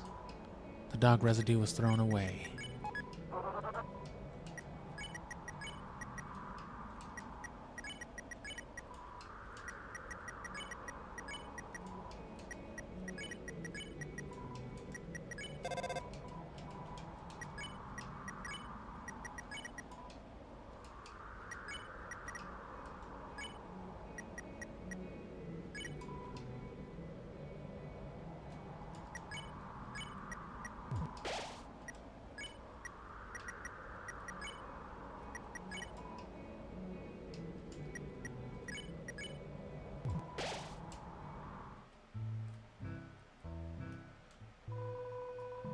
Why do I always get the freaks? Evacuation. Nothing else to do? You're still yanking my chain, little weirdo? So what if everybody else left? If everybody else left work, so what if nobody's buying anything? Par for the course, little weirdo. Par for the course. Well, Manaton didn't tell me I had to work, I guess, but that's the thing. Sometimes he doesn't even call me into work until halfway into my shift. If I don't play it safe, he's going to yell at me. Yell is the wrong term. It's more like he has this CD album he plays that's entirely full of songs about how bad I am at my job. Everyone else is dead? Does that mean I don't have to work today? God, that it were true, little weirdo, that it were true. He was just smoking a cigarette behind the counter. They got a Christ sandwich back there? Sorry, little weirdo. Threats don't work on me. I can't go to hell. I'm all out of vacation days. Sure.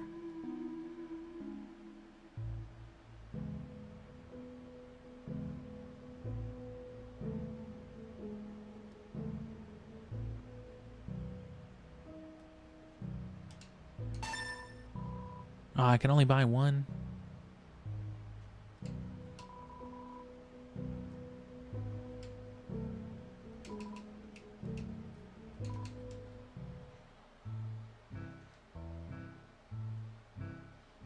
Are these guys still running their store?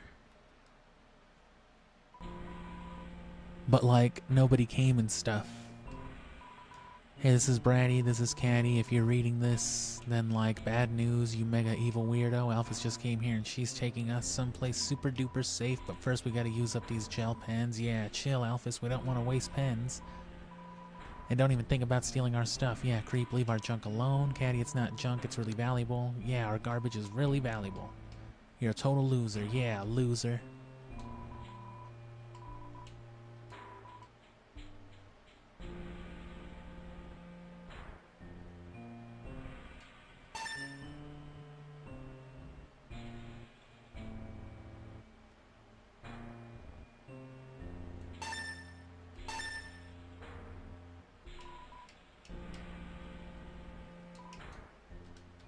Huh.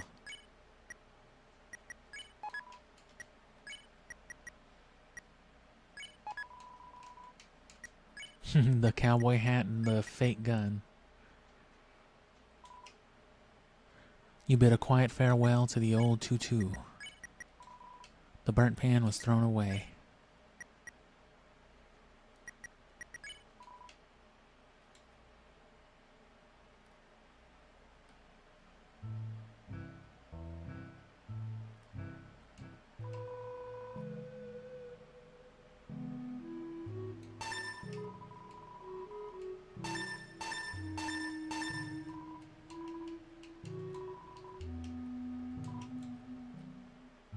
Is there a box here? Yeah.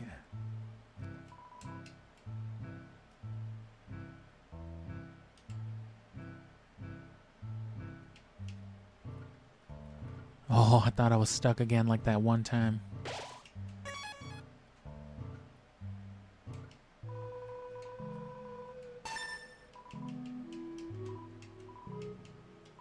Ah, yes, I really want to buy your weird, dusty artifacts. Dusty? Oh. Why aren't they more concerned by dust? I don't want your fucking bloody guns. Okay.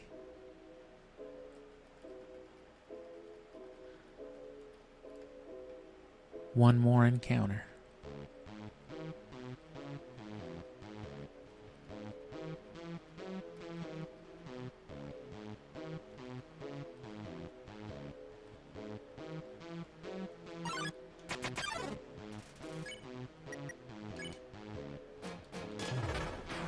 What the fuck?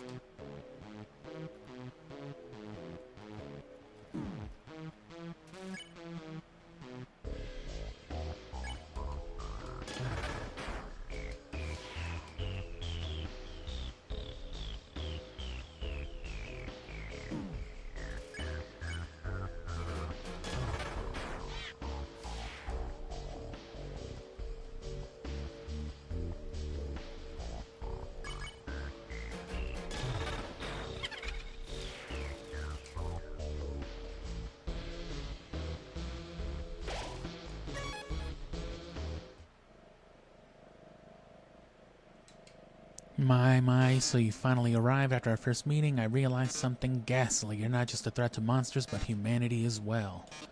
That's an issue. You see, I can't be a star without an audience, and besides, there are some people I want to protect.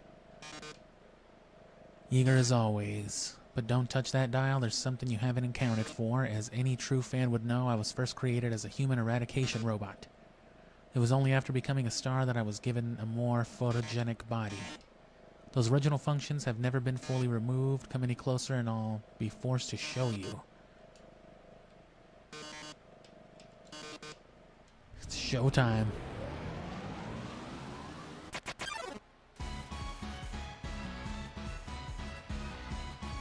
Oh, man.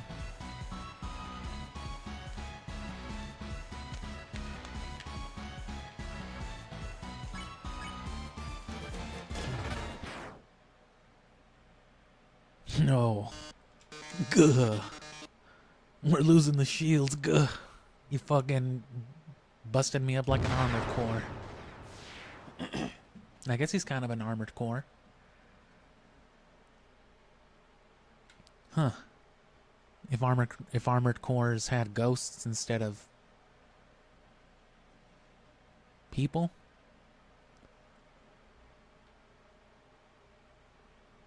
I'm not too sure on the armored core lore.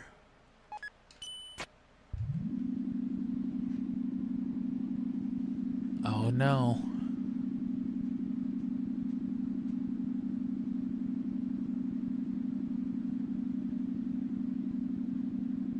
Oh no.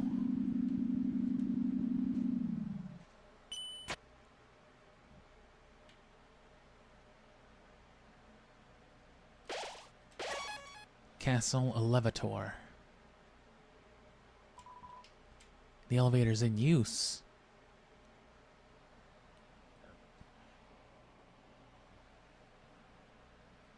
What could possibly go wrong?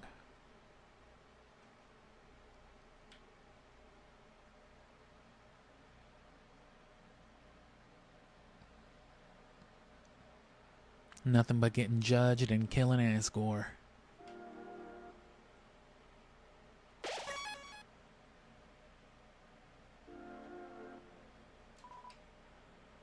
He leaves them in the kitchen and the hallway.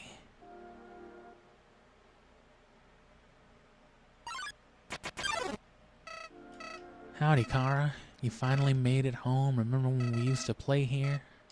Boy, today's gonna be just as fun. I've read this already. No chocolate.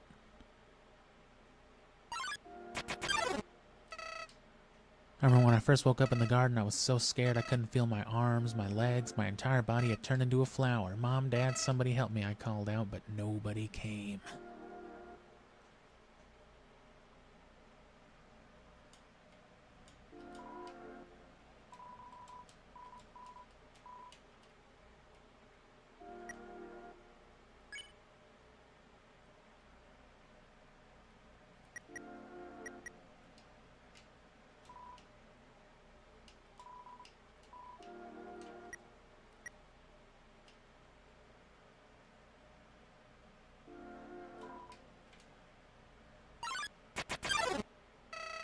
Eventually, the king found me crying in the garden. I explained what had happened to him. Then he held me. He held me with tears in his eyes, saying, there, everything is going to be all right. He was so emotional, but for some reason, I didn't feel anything at all.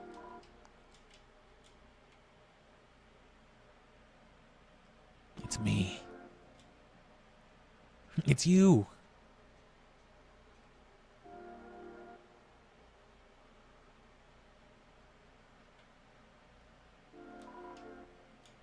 I unlocked the chain.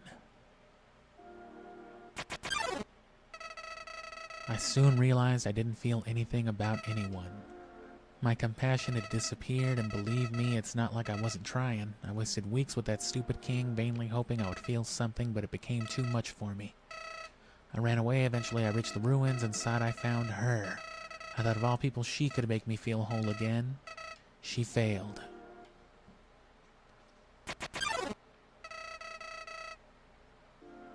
I realized those two were useless. I became despondent. I just wanted to love someone. I just wanted to care about someone. But I decided I wasn't worth living anymore, not without love, not without you. Decided to follow in your footsteps, erase myself from existence. I succeeded.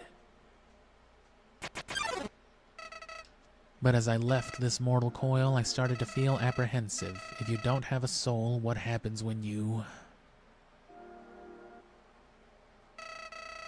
Something primal started to burn inside me. No, I thought, I don't want to die. Then I woke up, like it was all just a bad dream. I was back at the garden, back at my save point.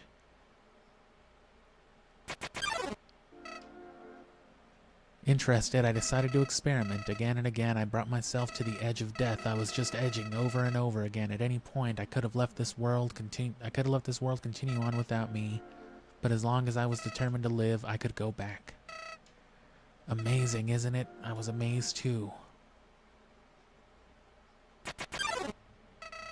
At first, I used my powers for good. I became friends with everyone. I solved all their problems flawlessly. Their companionship was amusing for a while. As time repeated, people proved themselves predictable. What would this person say if I gave them this? What would they do if I said this to them? Once you know the answer, that's it. That's all they are. They're just a bunch of blips and blorps. It all started because I was curious. What would happen if I killed them? I don't like this, I told myself. I'm just doing this because I have to know what happens. You of all people must know how liberating it is to act this way. At least we're better than those sickos that just stand around and watch it happen. Those pathetic people that want to see it but are too weak to do it themselves. I bet someone like that's watching right now, aren't they? At least a couple. Nowadays, even that's tiring, you understand. I've done everything this world has to offer. I've read every book, I've burned every book, I've won every game, I've lost every game. I've appeased everyone, I've killed everyone. Sets of numbers, lines of dialogue, I've seen them all. But you're different. I could never predict you.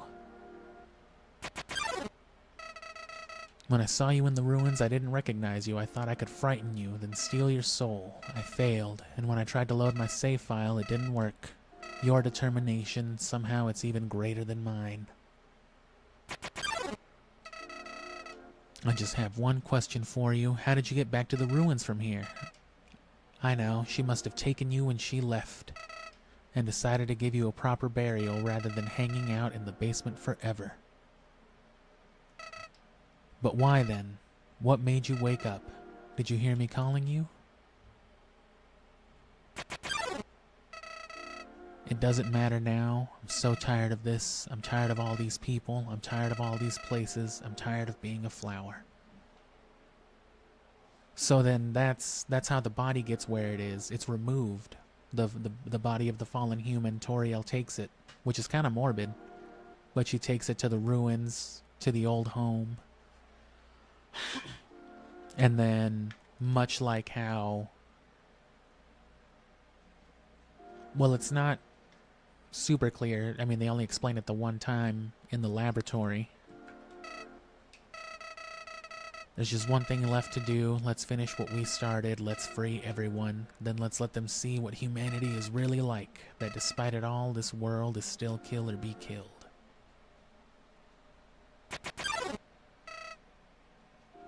But yeah, that's, they only state it the one time how, like, Flowey comes into being.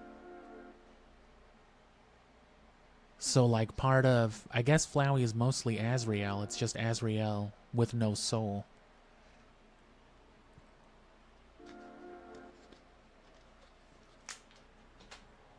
And then as to what actually happens to the human part of, you know, Azrael and all that. Or the fallen human, you know. It's not perfectly clear.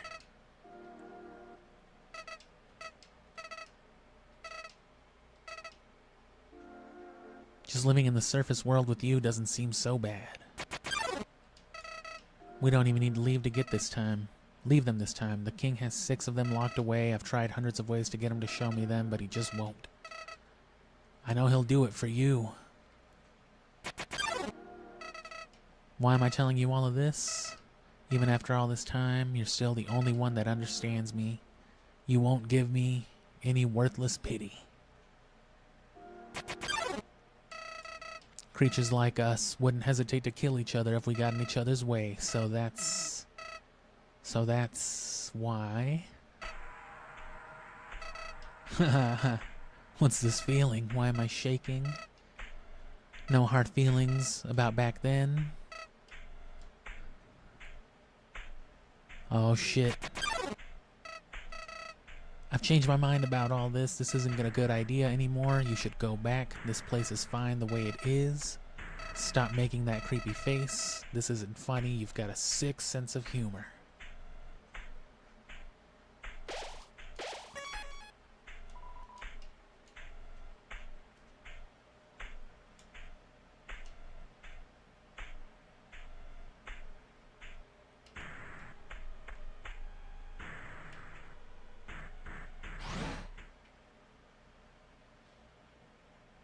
Before, because I just needed a box because I couldn't get the locket and such. I don't want that 6-shooter. Wait.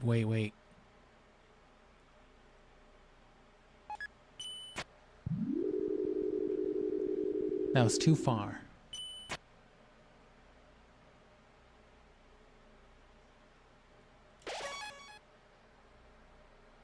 That was some pretty spooky music.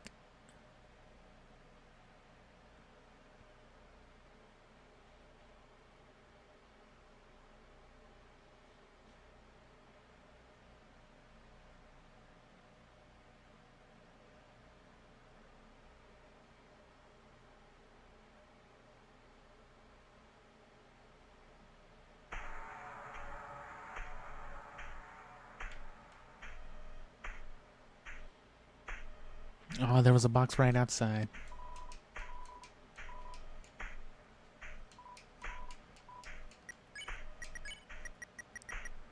The locket. Right where it belongs. Real knife. About time.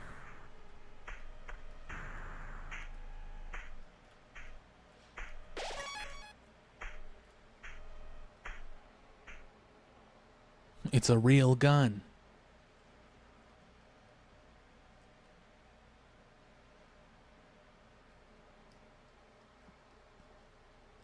And yeah, all of the other items, the glove, the bandana, tutu, shoes, frying pan. There's like a ruler, a notebook or something. Those are all the items that the previous humans had, I guess.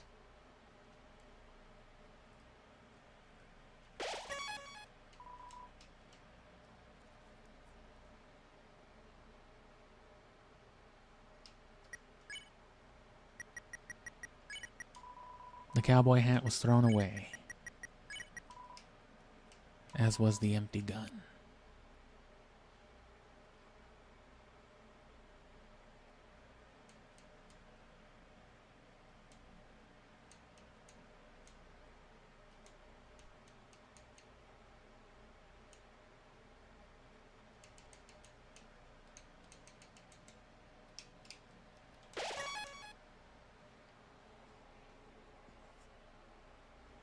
Alright, this is it. This is the one.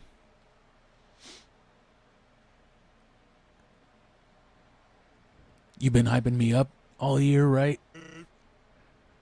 You realize I don't actually wear jorts, right? You've been busy, huh? I've got a question for you. Do you think even the worst person can change? That everybody can be a good person if they just try? Alright, well, here's a better question. Do you want to have a time that is not good? What do you mean?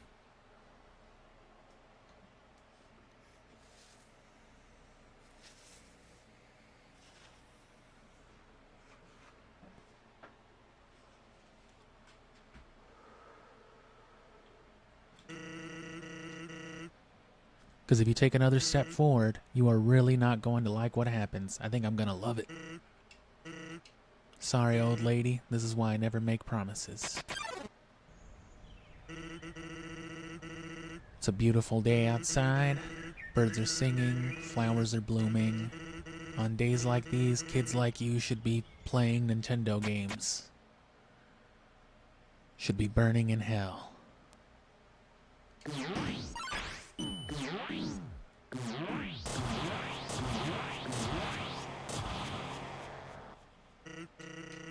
I always wondered why people never use their strongest attack first. What, you think I'm just gonna stand there and take it? Oh, you're not even gonna try to hit center?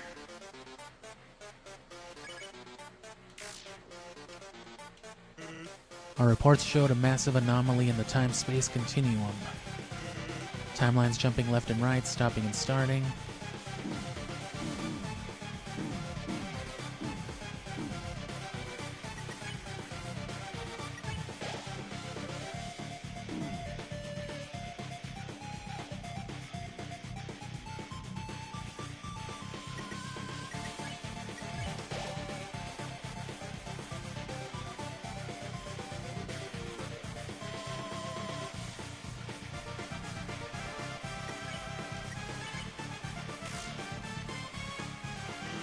Until suddenly everything ends.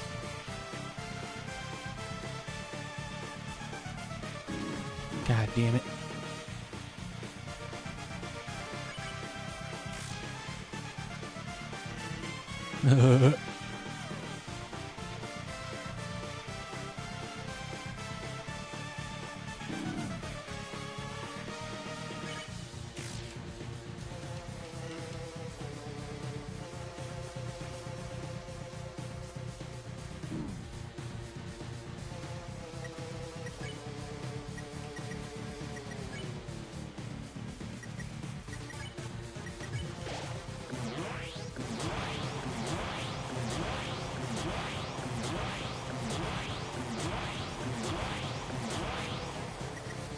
Sans' movement grow a little wearier.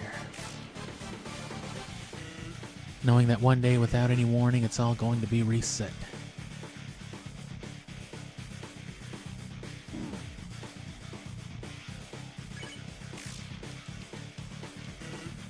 I gave up trying to go back a long time ago.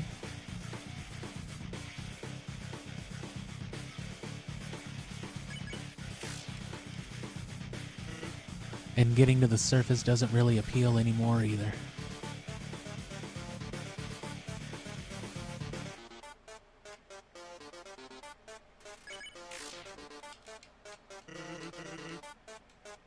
We'll just end up right back here.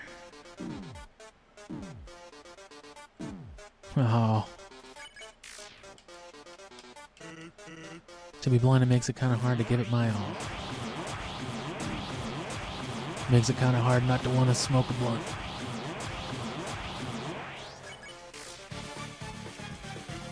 Or is that just a poor excuse for being lazy? Hell if I know. Damn.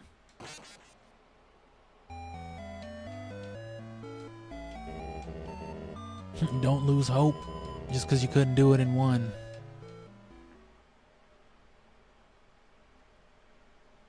Oh man, you kind of look like you're a bitch right now, bro. What do you mean?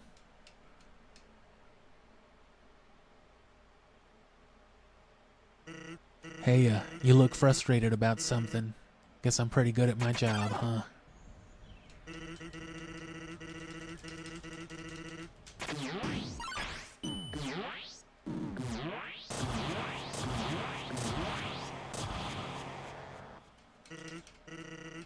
Anyway, as I was saying, it's a nice day out.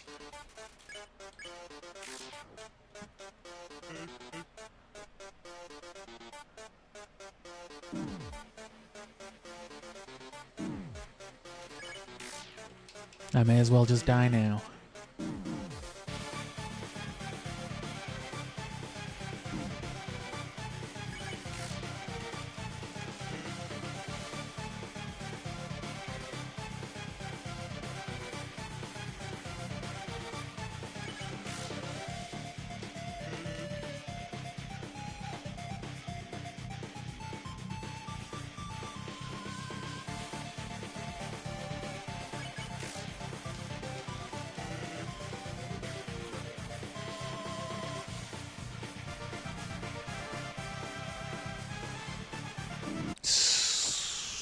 fucking bag of dick bones. Jort wearing piece of shit.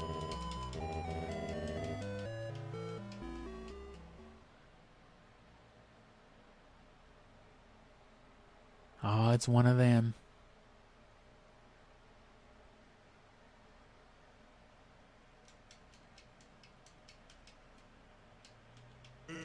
That expression, that's the expression of someone who's died twice in a row. Suffice to say, you look really unsatisfied. Just mash through it.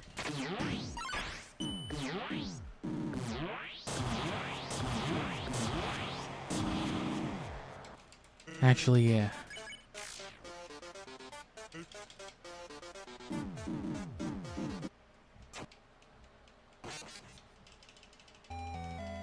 I gotta get a cleaner start than that.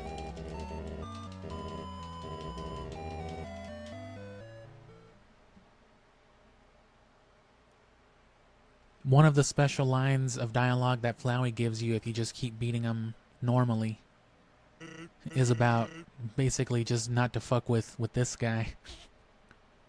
Don't ever fight the fucking skeleton in the hoodie. Thrice in a row.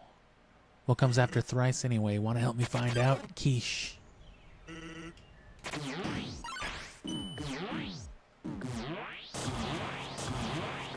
Not the clean start I wanted.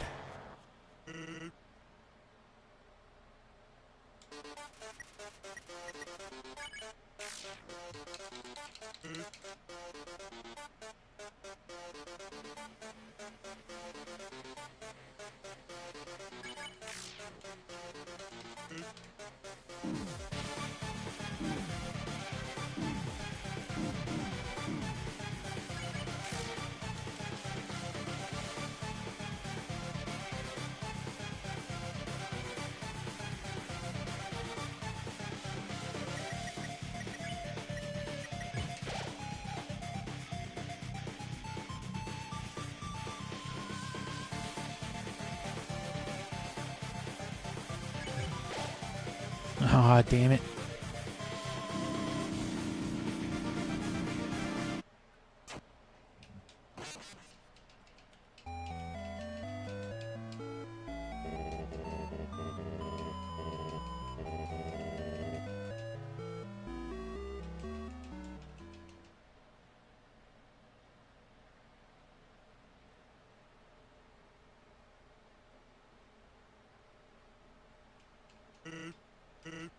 As the expression of someone who's died, quiche in a row. Twice, thrice. Well, we won't have to use it again anyways.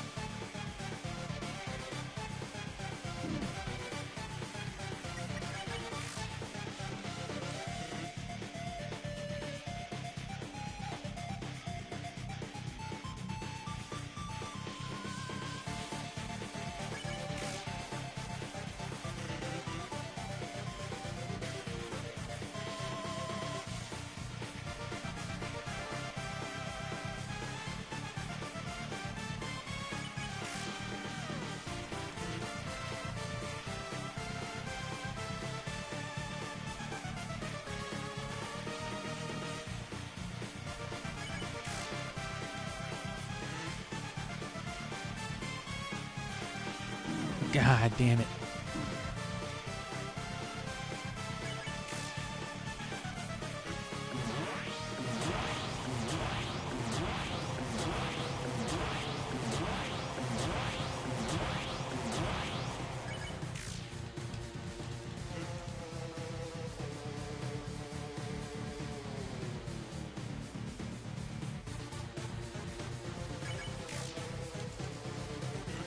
Because even if we do, yada yada, it's still far behind.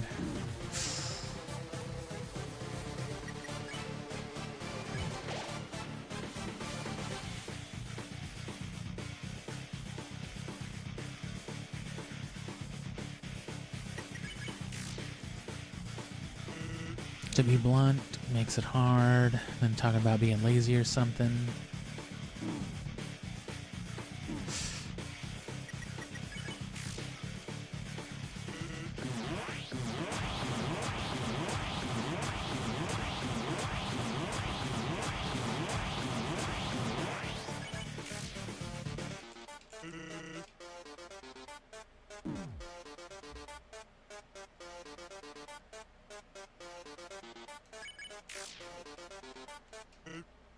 Ugh, that being said, you really like swinging that thing around, huh?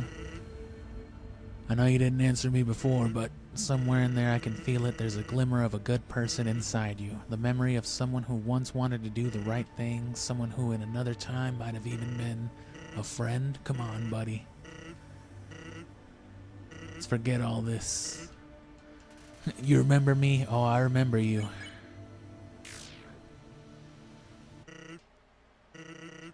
Guess you like doing things the hard way. That's why I'm here.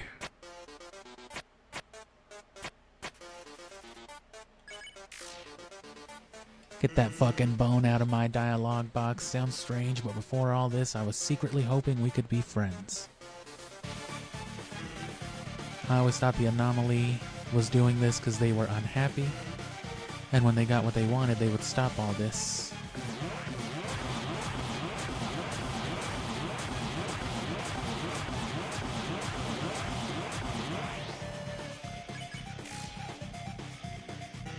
And maybe all they needed was, I don't know, some good food, bad laughs, nice friends.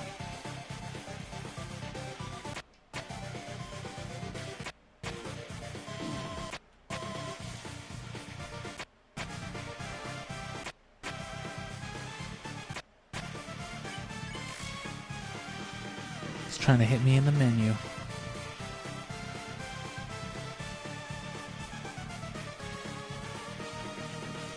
That's ridiculous. Yeah, you're the type of person who won't ever be happy.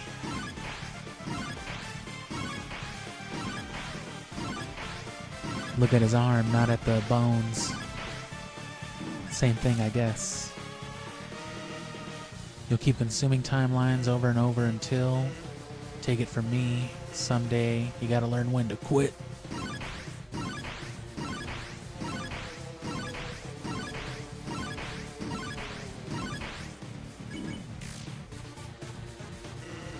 And today, and that day is today.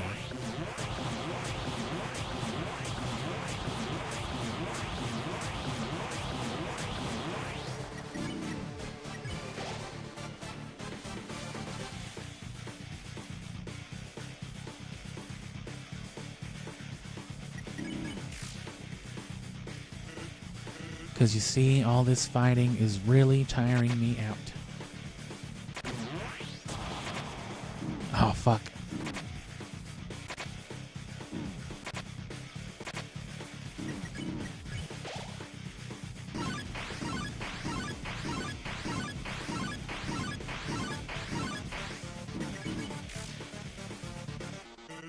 And if you keep pushing me, then I'll be forced to use my special attack.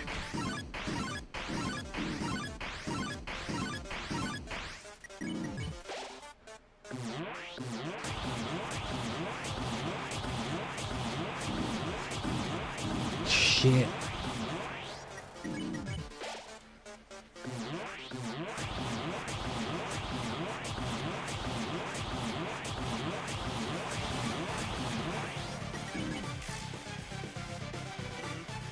My special attacks sound familiar. I'm about to use it.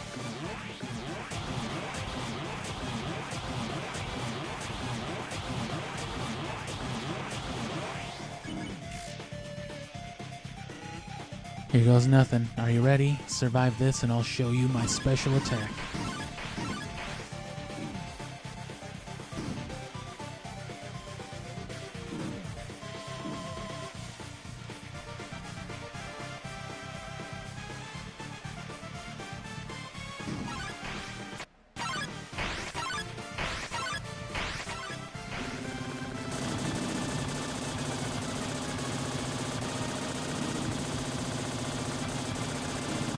God, fuck.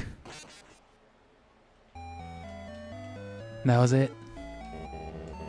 It cannot end now. You suck. You stink. Damn, you look like you just saw my special attack. You look like you're a piece of shit. That's the expression of someone who's died 5 times in a row. Convenient, huh? That's one for each finger, but soon you'll need a cool mutant hand to count all of your deaths.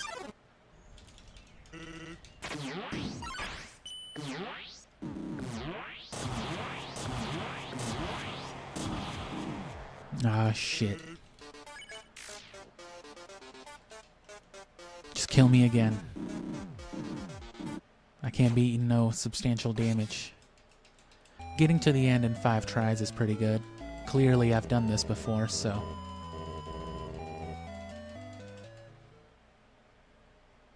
I'm warmed up now. I just find your dialogue entertaining is all. Before I run out of unique dialogue, I think. I hope. You'll need to find a mutant hand with even more fingers.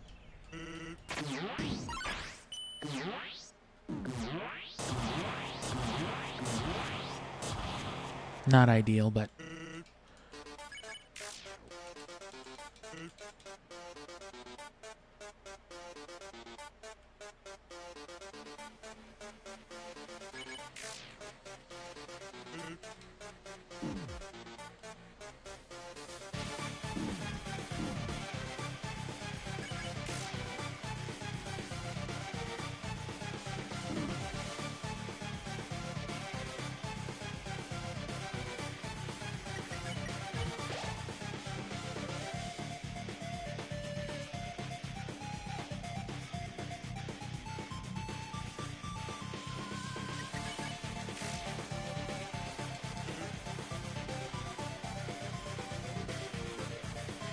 You really don't want to have to heal because it just prolongs it.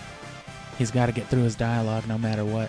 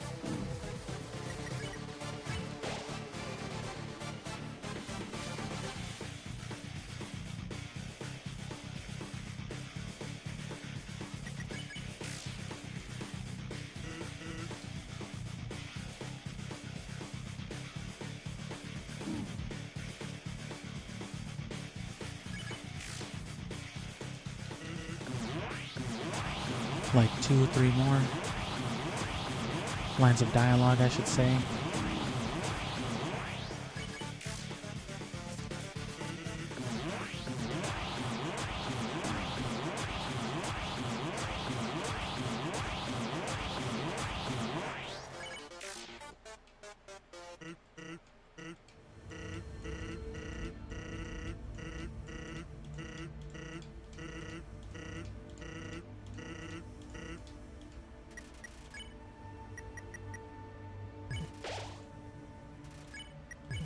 He's just watching you eat these sandwiches. Damn.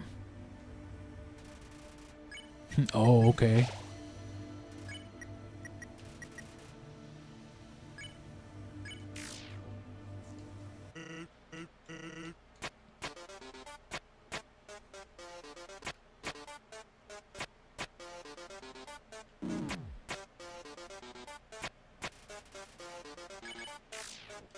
Felt like a turning point.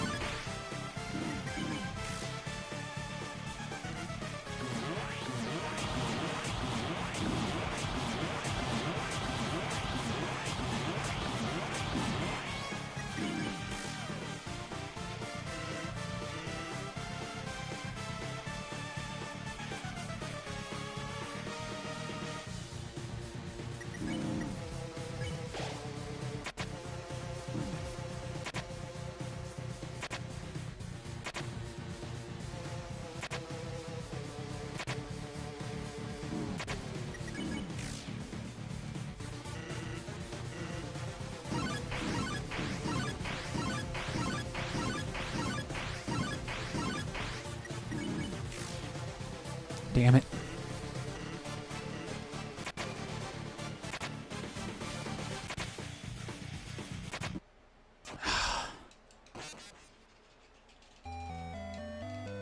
I was about to eat the butterscotch pie.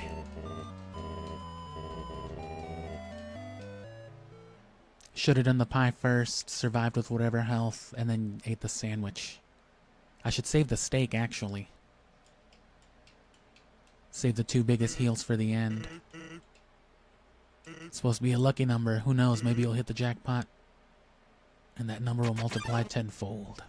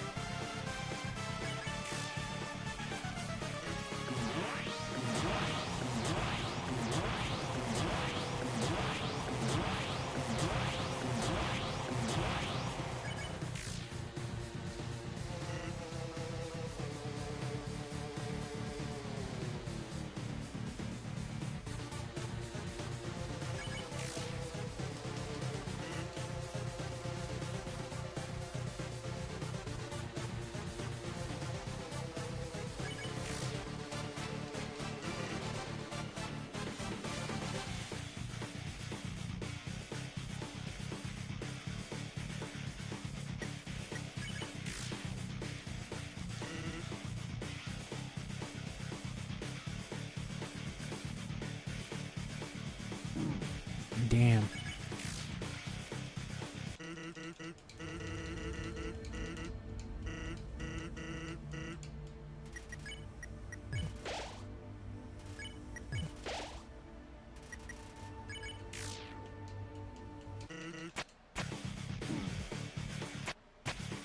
Damn it.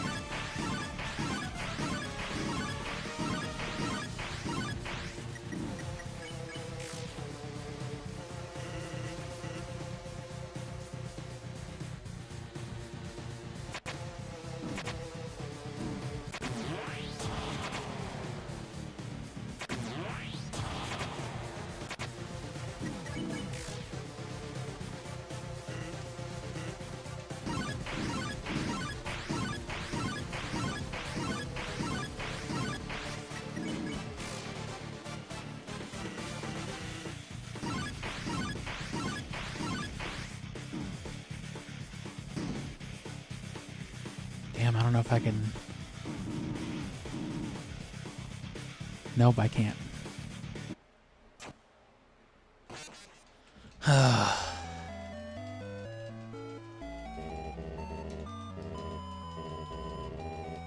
Stay determined. Kill them. Murder everyone. You're right. What was I thinking?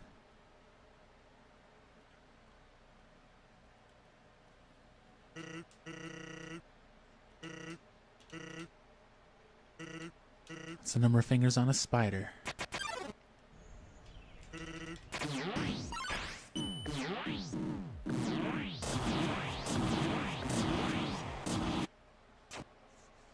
Yeah, I can't just be taking damage. Don't lose hope. It's one of those things where there's a kind of deeper underlying challenge, because even if you nail the routine like perfectly as far as fighting them goes,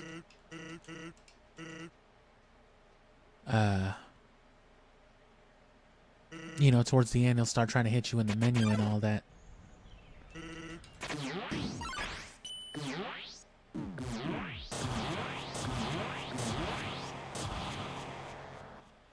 So trying to do it without taking damage adds a whole factor of dodging him in the menu, which it's possible, but...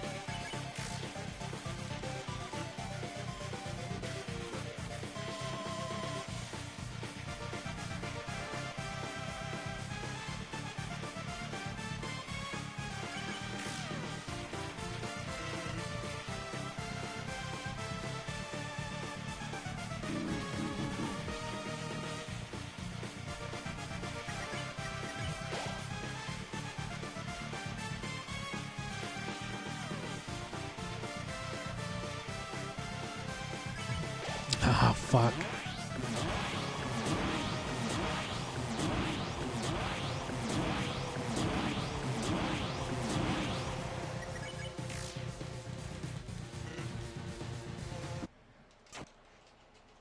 I can't be going into that last part without my pie.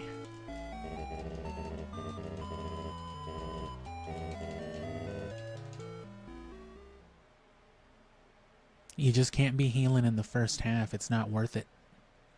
It's not too hard not to either.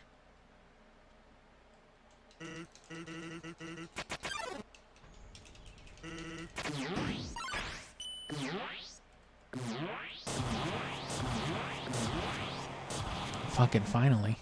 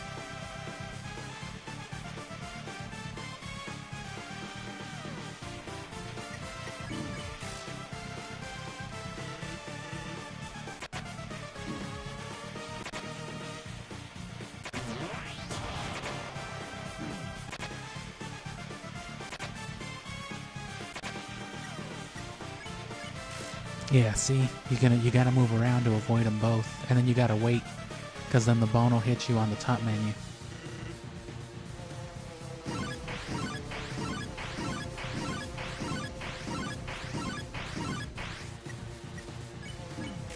Ugh, got me a little bit still.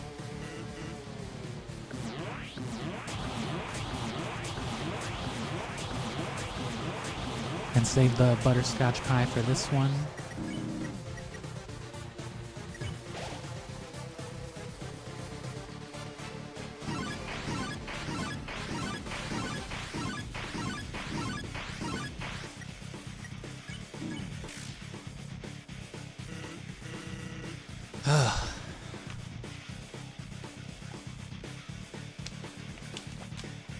I just gotta not take a shitload of damage.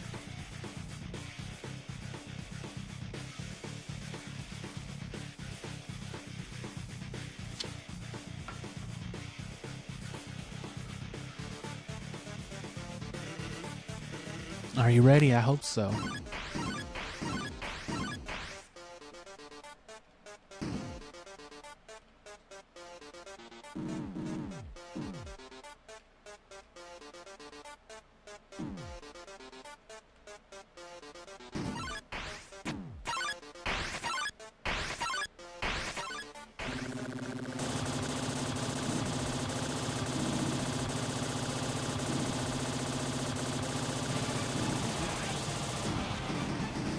Oh, thank God. That's always the worst part. Because you get like one bad angle and it's just like... and you're dead.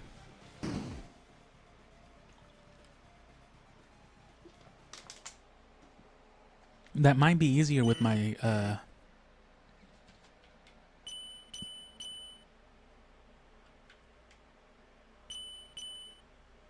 Why is it only the left side?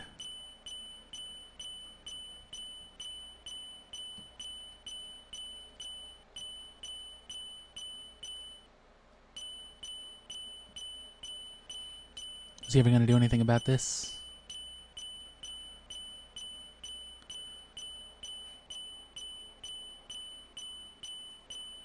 I'm going to give him like 30 seconds of tweaking just to rub it in.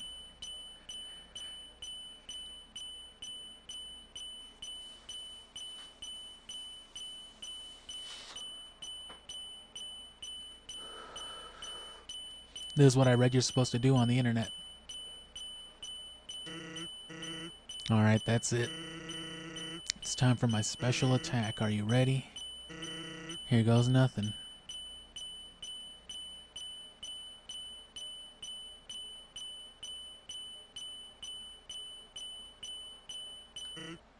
Yep, that's right. My door is ajar.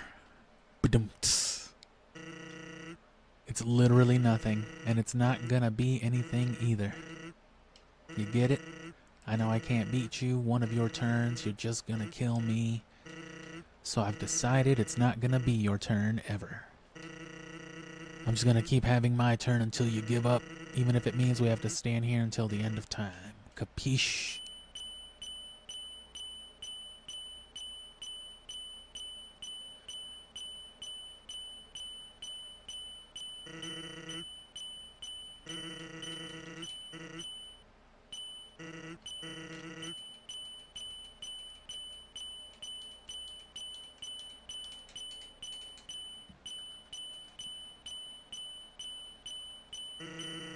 I know your type. You're very determined, aren't you? You'll never give up, even if there's absolutely no benefit to persevering whatsoever. If I can make that clear, no matter what, you'll just keep going, not out of any desire of good or evil, but just because you think you can. And because you can, you have to. This guy really gets me.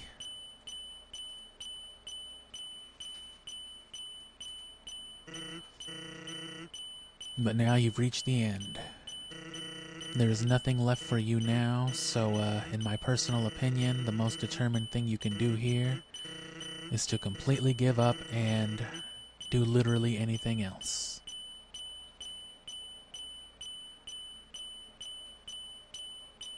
But what if I just keep doing this?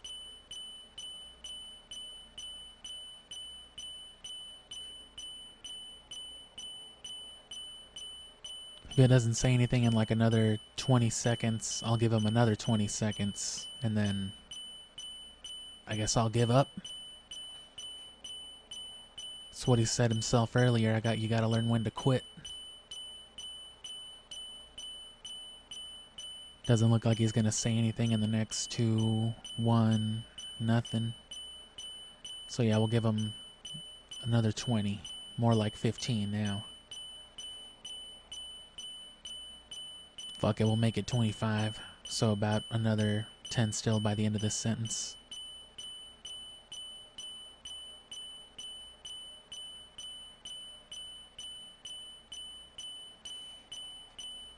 Alright, well.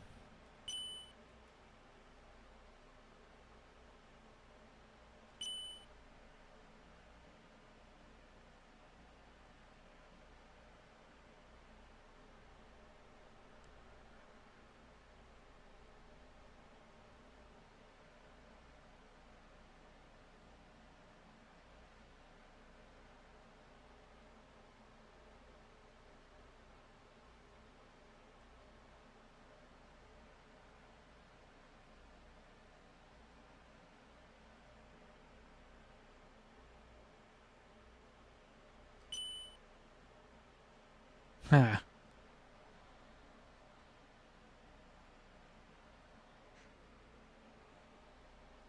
This is why I do this. I don't know what your end goal is, but I'm just gonna keep trying to fall asleep. Wait, don't tell me.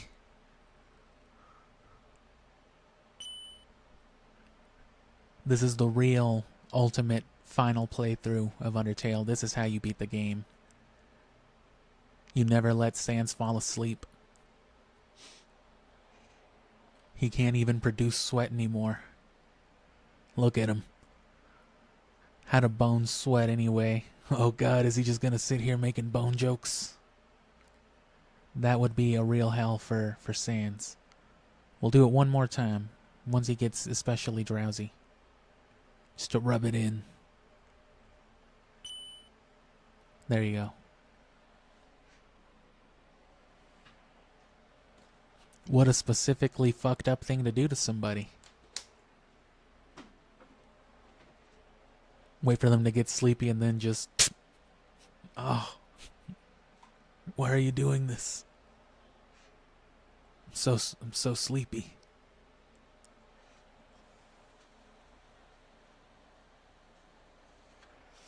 I mean, he did give us unique dialogue for a second, for as long as we kept him up.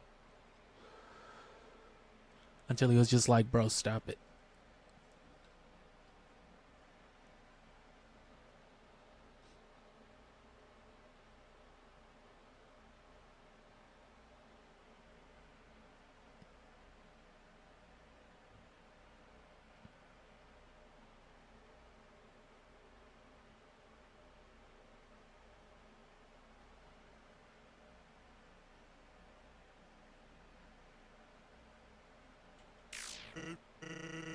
Did you really think?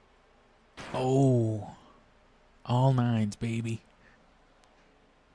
You can't possibly get any more 9 than that. It's the most 9s you're ever gonna see in this live stream. Oh. Oh, fuck, I'm bleeding. I'm a skeleton, I got blood. Guess that's it, huh? Just don't say I didn't warn you. Sans is strange as well. Obviously. Well, I'm going to Grillby's. There's 2 important things to note here. He doesn't turn into dust. As well as, you know, he's aware of, you know, time fractures and shit like that. Every time you reload, he's like, God damn it. He figures that out immediately. He's like, it's that kid. Papyrus, do you want anything? And then notice that you don't. Oh no, yeah, you do hear a death sound. It's just not off. It's just not on screen, which is very weird. Very specific choice. And also, yeah, the fact not only that he bleeds, but as like an earlier gag, you know, depending on how you were playing the game. You know he just packs ketchup on him. You know what I mean? He just keeps that thing on him. A whole ass red squirt bottle of ketchup. So no one is really sure since he never actually dies on screen. No one's sure if he bleeds or if that was just ketchup, if that was one final gag just to like fuck with you, the person, you know what I mean? He's that aware of. He knows this isn't a fucking thing. He knows this is just some fucking. This is basically a corpse. We're beating a dead dog. It's as comfortable as it looks.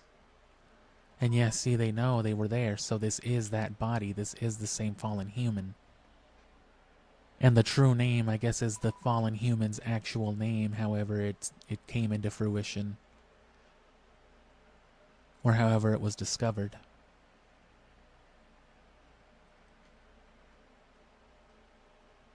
I'll save this for later, though, because, you know.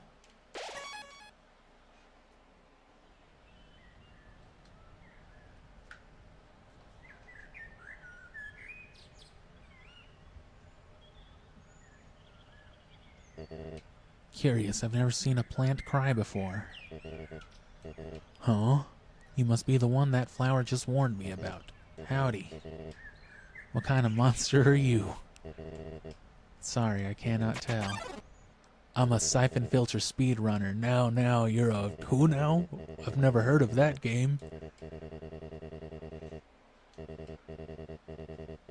Over a nice cup of tea? Nah. Oh, damn, there are more 9s. I thought I'd seen all the 9s you could see. Why you?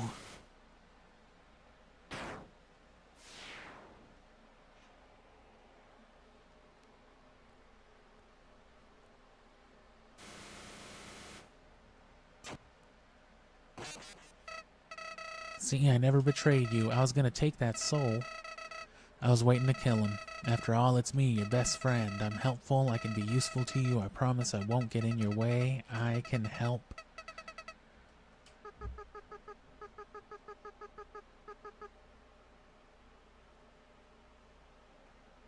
You can just hold the screen here. I'm gonna.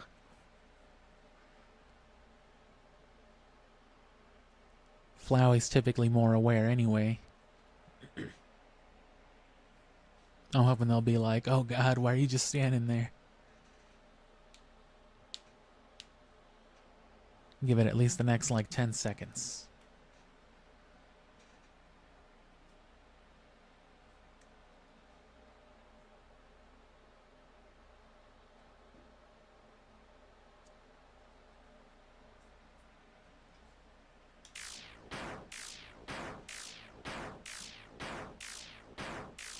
And we didn't even have an action at that point.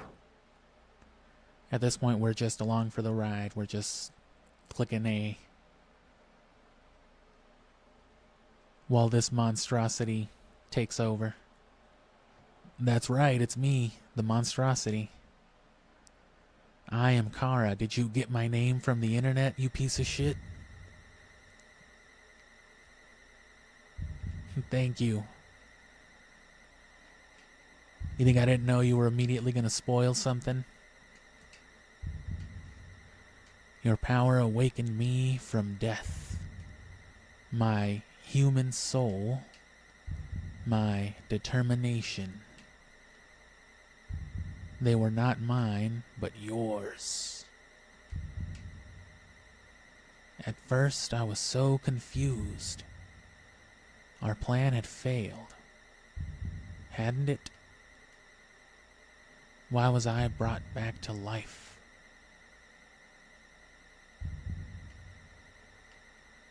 You. With your guidance, I realized the purpose of my reincarnation. Power. Together we eradicated the enemy and became strong. HP, attack, defense, gold, EXP, level. I was watching your Pokemon stream. I know. I've seen what you're capable of. I am impressed. Oh, thank you, you creature. Every time a number increases, that feeling. I didn't even know what the fuck IVs were. That's me.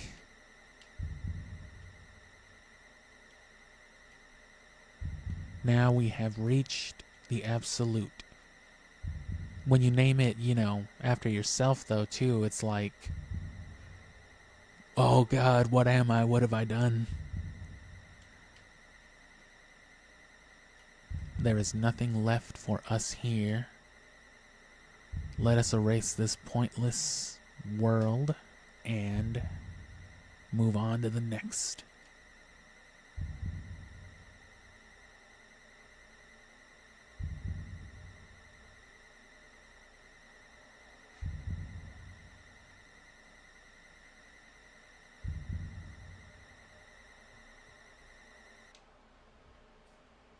Right. You are great, partner. So I guess the moral of this specific ending is just, yeah, you're basically a piece of shit for playing the game this way, or any game this way, but this is exactly how I love to play games.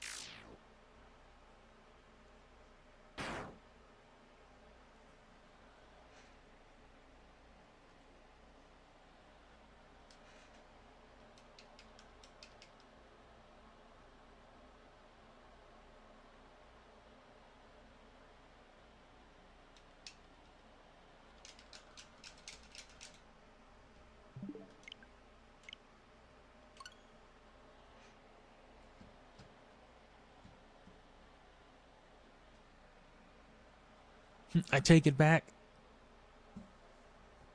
I meant do not.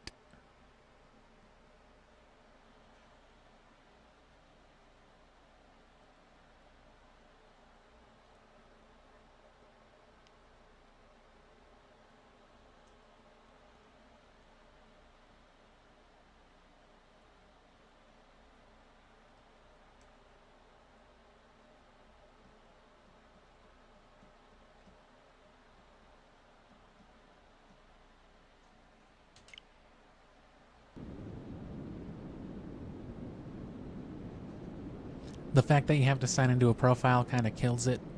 Again, on a PC, what would have happened is after, you couldn't do anything else on that black screen, you try to go back, but you just erased everything, so you literally erased everything. You erased the game. On PC, though, I'm not sure if switching a profile would also do the same thing. Like if you logged out and switched to, the family account or some shit. Played Undertale again. And then, loaded it up on a different profile. I mean, I wonder if it would work. I haven't played it on PC since it came out.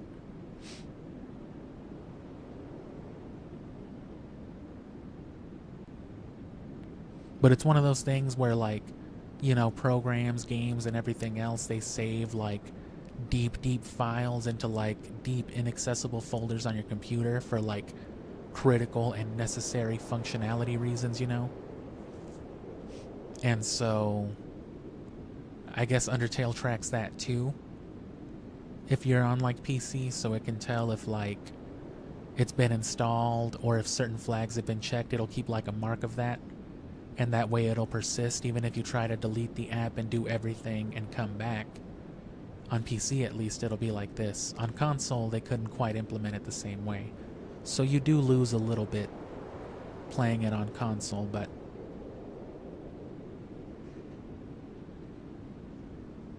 and don't worry, something's happening.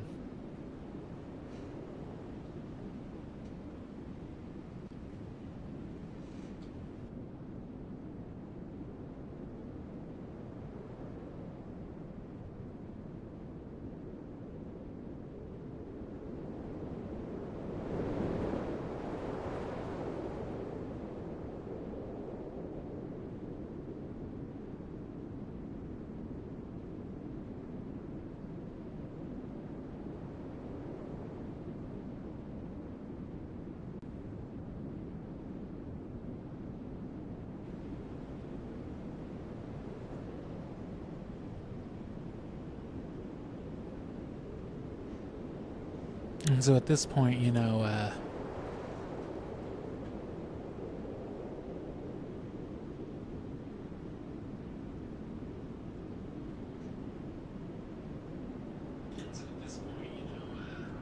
oh god. I knew my phone volume was up, but I forgot I was going to start talking. Anyway, at this point, all you can do is wait. I'm not sure if somebody actually figured that out or if it was just one of many things that could be, you know, discovered just digging around in the files. Which there's lots and lots of secrets on the files too. Which is another entire aspect of, you know, Undertale in its entirety that's lost on console because you can't explore the files that way. But on a PC you would be able to, and there's all kinds of nonsense on there. Some of it's even like, you know, kind of hidden. There was this big thing that Portal did, which I'd like to play Portal eventually, but I don't have a... I think you can get it on the Series X now, finally. Because my PC wouldn't do it too well while also streaming, but...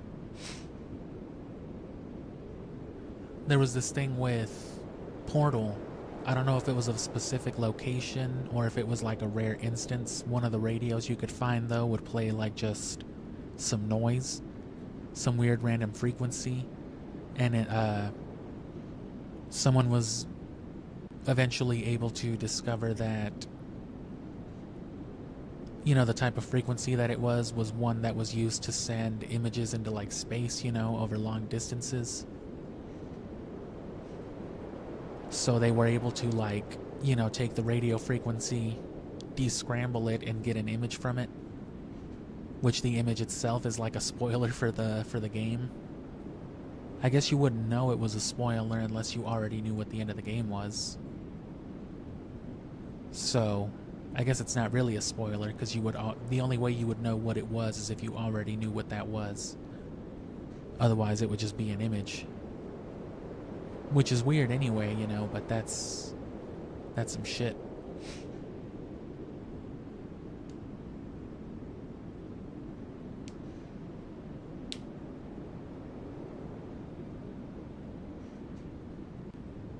But yeah, I guess what's referred to as determination throughout Undertale is, I guess, just the literal human ability to retry, you know? Determination is what lets you save. Which, you know, video games have checkpoints, save points, whatever. And as long as you're willing to keep playing them, you can keep, you know, doing it.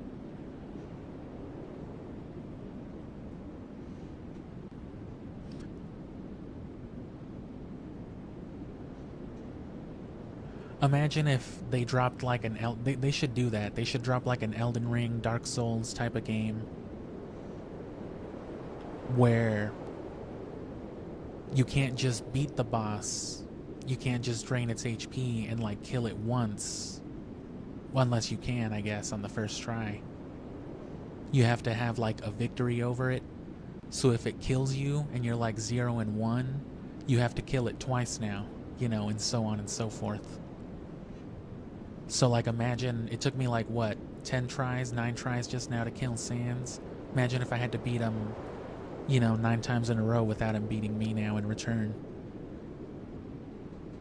That would be like the equivalent of what you effectively do to every NPC in any game, you know, ever. Of course, when you're playing against human people, that's something different.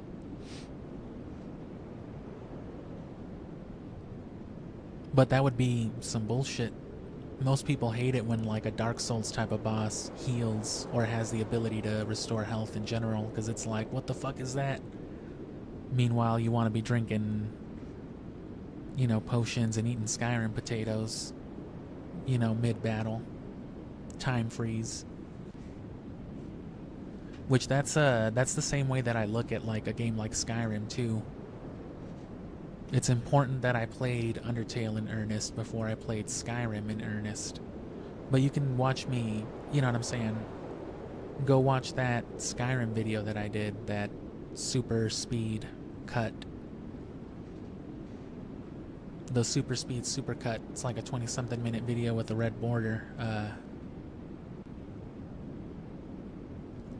I'm not even respecting the progress of the game. I'm just like, all right, fucking do all this, fuck around with the NPCs, make them glitch out here and there.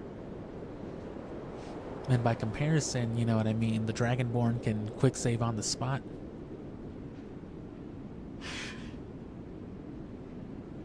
Which Flowey gets the ability to quick save. Or not even quick save, just whole ass save state. With 6 souls. So 1 human soul, which is what you have in Undertale, gives you save points.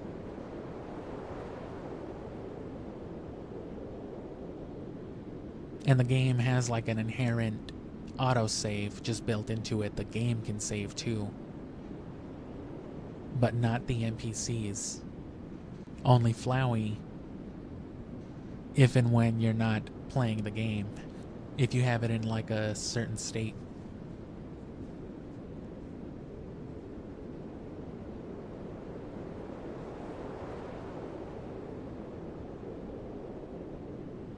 And it takes like, I think 10 minutes, so I think it's maybe 5 minutes or less now. But you just gotta do it. Eventually they're just like, bro, what the fuck are you doing? Which again, I don't know if somebody was just like, you know, maybe they'd seen this in another game before. Or again, maybe it was something that somebody was able to decipher from the game files.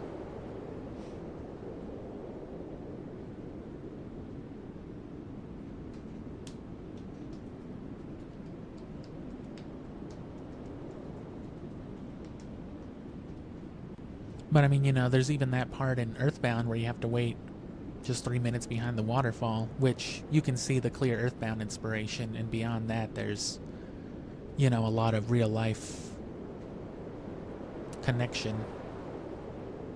What with the Halloween hack that Toby Fox did. Oh, okay, we're here. Interesting.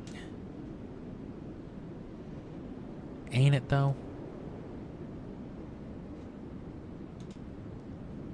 You want to go back. You want to go back to the world you destroyed. You want to go back to the world you destroyed. It was you who pushed everything to its edge. It was you who led the world to its destruction. But you cannot accept it. Oh, I can accept it. You think you are above consequences. Nah.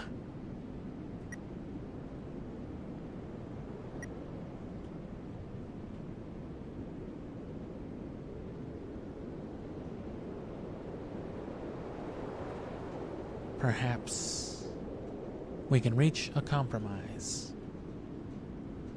You still have something I want. Give it to me, and I will bring this world back. Yes. Then it is agreed. You will give me your soul.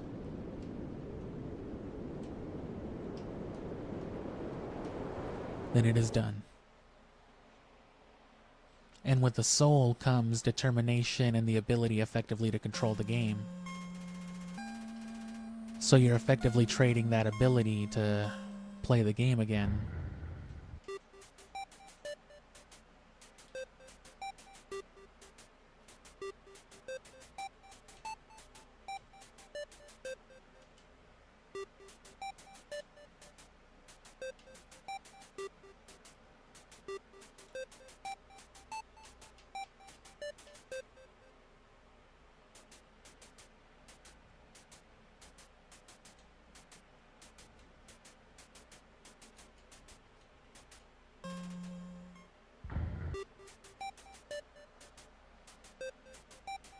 What happens if I just keep trying it?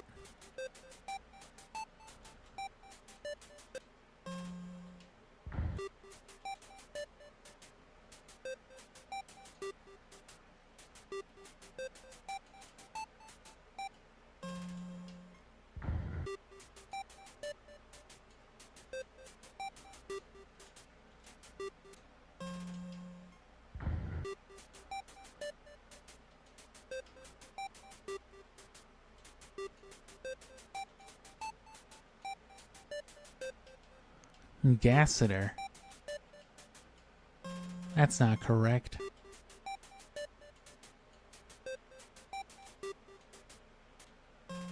Doing it a bunch of times doesn't change nothing.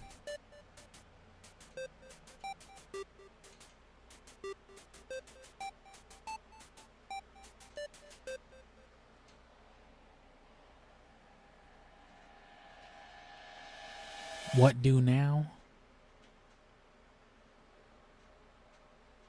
Regular stuff.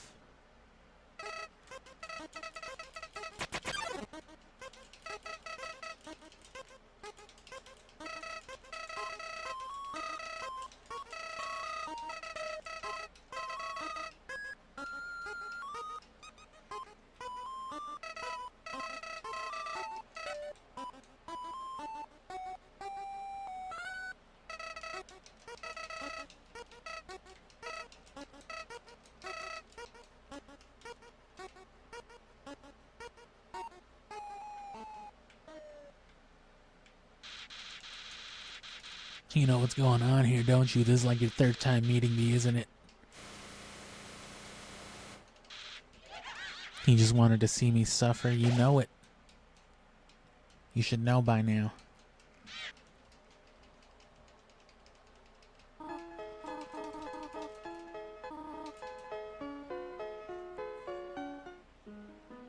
So at this point, we've been everybody's friend. We've killed everybody.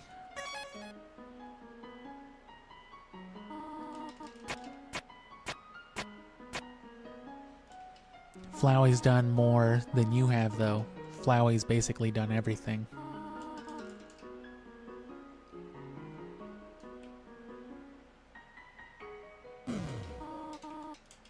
I guess everything but the things involving Flowey. Oh yeah, but that's a cool little feature that I would assume is intentional then. A little standout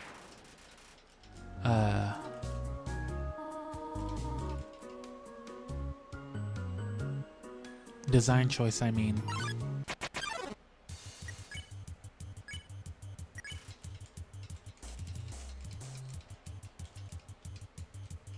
Because yeah, with one human soul you're able to save and load, but you don't always have control over like resetting the name of the fallen human and all that. Some of those things take more than one soul.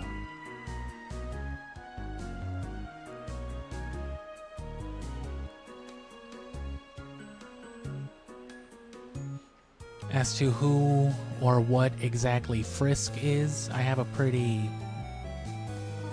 an idea that I'm pretty set on with it. Many people have already pointed out that Frisk is just an anagram for the name Chris, only with an F thrown in there. I'm not sure if there's anything relevant with the letter F and meme or internet culture, which is important to a lot of things with this game.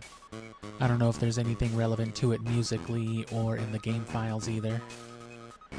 I haven't specifically looked into the letter F like that. Though that's the type of thing this game will have you doing once you start digging more and more into it, and there's so much more that you don't even see.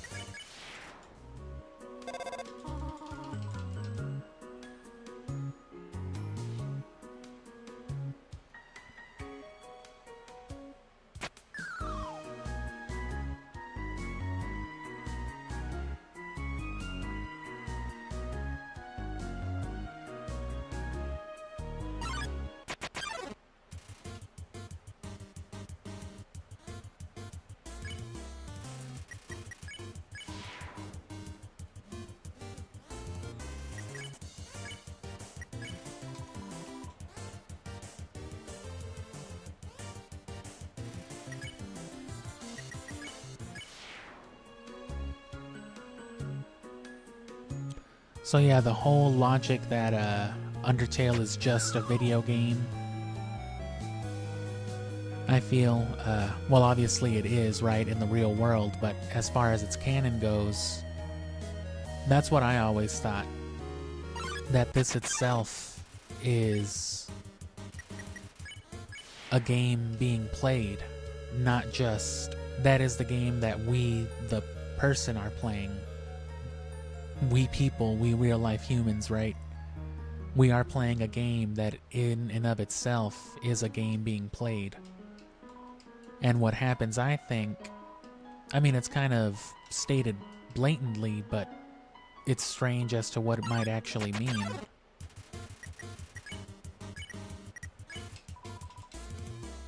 God damn it. But there's other players. And that's what Chara and Frisk specifically are. They are other humans. But they're different by their nature.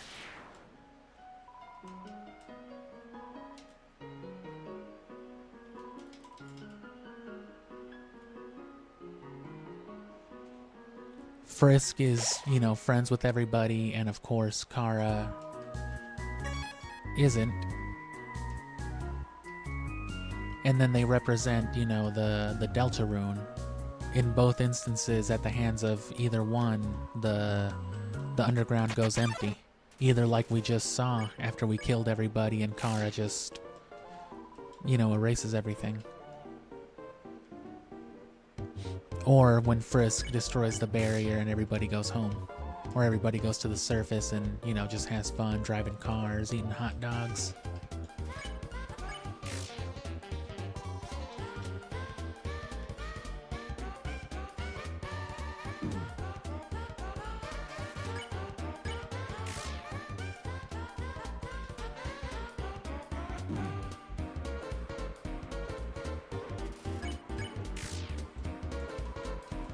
Because, you know, they represent, like they were saying, if you name the fallen human after yourself, they represent, you know, your actions, your desire to level up and watch the numbers go up. Is that a shiny Charizard? I saw you RNG manipulating.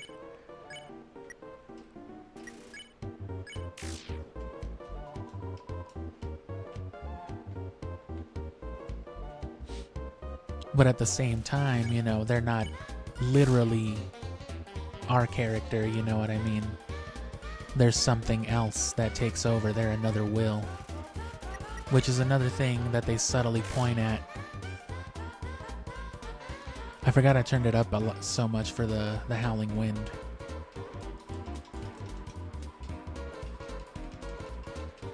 But, yeah, it's obviously still something separate. And there's the distinction then when you're playing through the campaign, specifically when you look into the mirror, between the character saying it's me and the character saying it's you. When it's Chara, when you're killing everybody and you look into the mirror, so long as you're walking that path, it's me, right? Not you. That is, it's Chara. So it's real strange, you know, like I said. It distinguishes itself from the player. That being said, they can both only exist through you, the player. That's the only way they can come into fruition. But it's like an actual different event that's happening.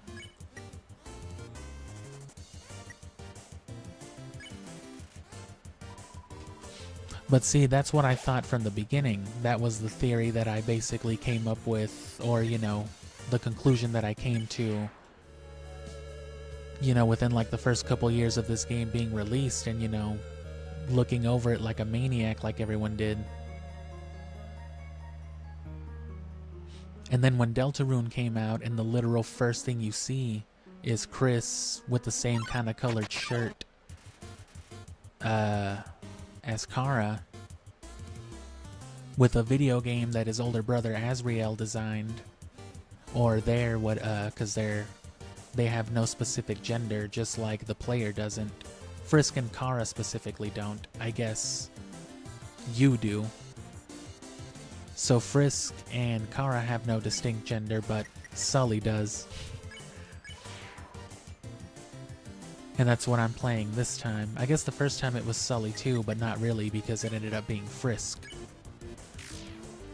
And upon Frisk being realized, you know, coming into fruition, that allows you to do a true reset. You know, that way you can play again and maybe play it your way. And then with Chara, you know, it just erases everything if Chara comes into fruition.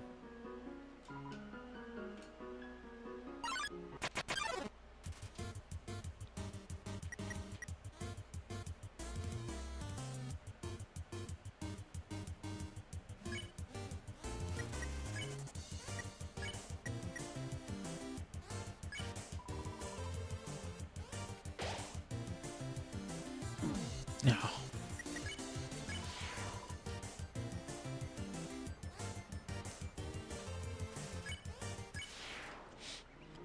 And seeing, but yeah, that, for me, that basically settled it as soon as I saw that. Again, literally at the beginning.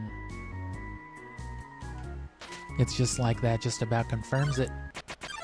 Undertale is just a video game. And the other player then, I guess, is Chris?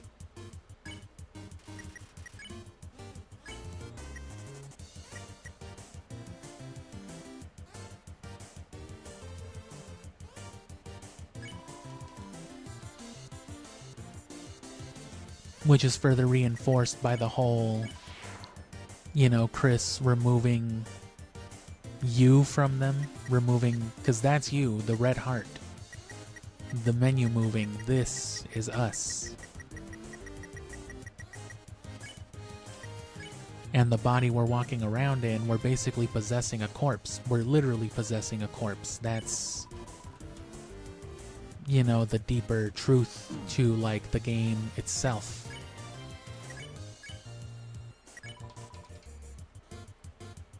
And again, depending on the path, because this is Chara's body, this is the last fallen human. You know, Sully as we named them.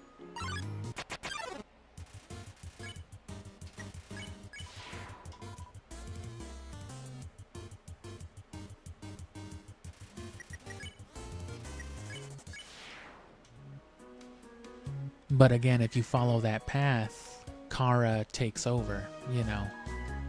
The body, it comes back to life because you're just so fucked up.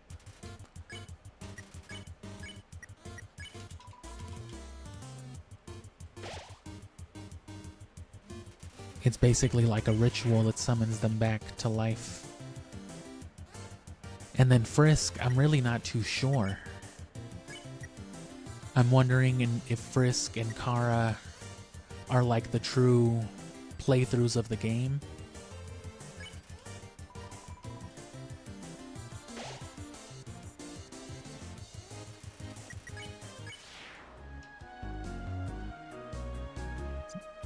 That is to say, without your influence as the player, those are the two stories that would play out. Or it's more like all the previous humans were, you know, Chris's previous playthroughs, I guess. That's where it gets kind of weird.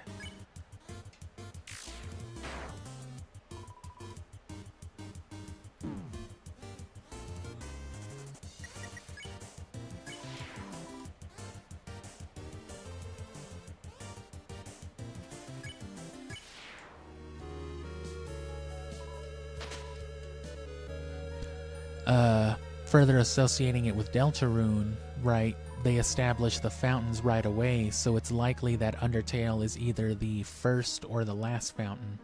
That's what Undertale is. And we've basically, like, intruded on this.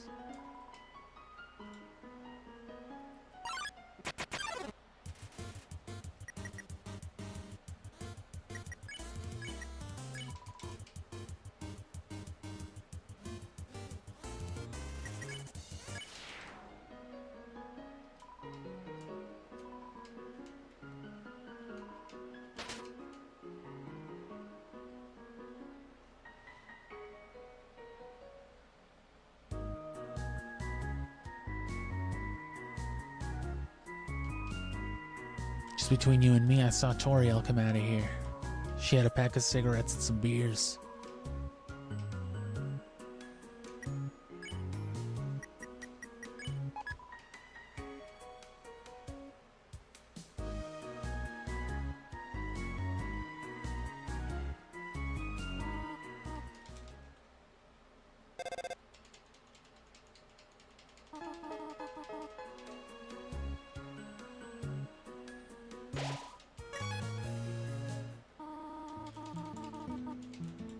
And then, yeah, Chara even has their own dialogue. Whenever you got the red text, that was them talking instead of you.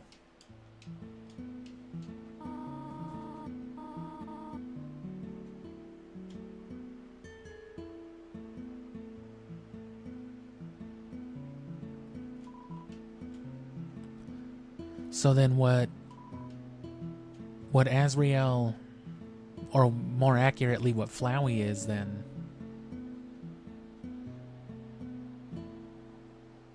because Chris, I guess this is getting way into Deltarune lore and stuff like that already, but, and again, I've only played the first 2 parts, but even just like the early established story and like the subtle allusions, right? Chris is obviously like a troubled, not well, very liked kid. And so what I feel like Frisk is, and why it's, you know, an anagram relating to Chris but not Chris, I think it's like what Chris wants to be, everybody's friend and all this stuff, but in reality they're more like Chara in the sense that they're, you know, probably hateful in their way. Which, again, is kind of reinforced, kind of, sort of, or at least alluded to in Deltarune itself. Because, again, you know, the red glowing eyes and the knife.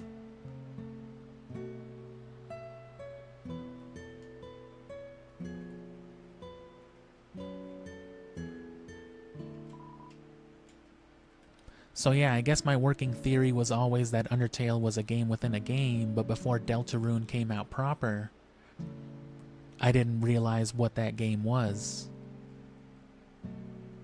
It didn't, that logic didn't make 2 cents without the rest of it, you know, existing. And as soon as, again, Undertale or Deltarune came out and had the computer and established the fountains within like the first hour of gameplay, it all just like kind of broke through.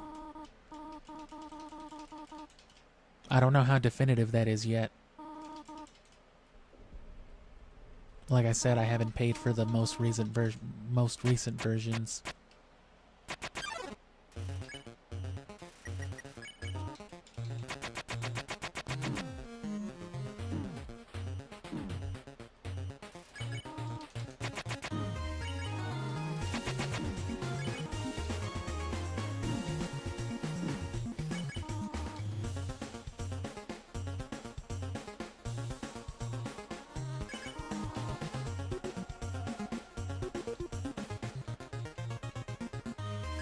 But it just makes the most sense now. Because again, that game that's in their bedroom was designed by their older brother, who's no longer, you know, in their life. Which kind of relates to the story of like Azrael and Chara, at least, the fallen human.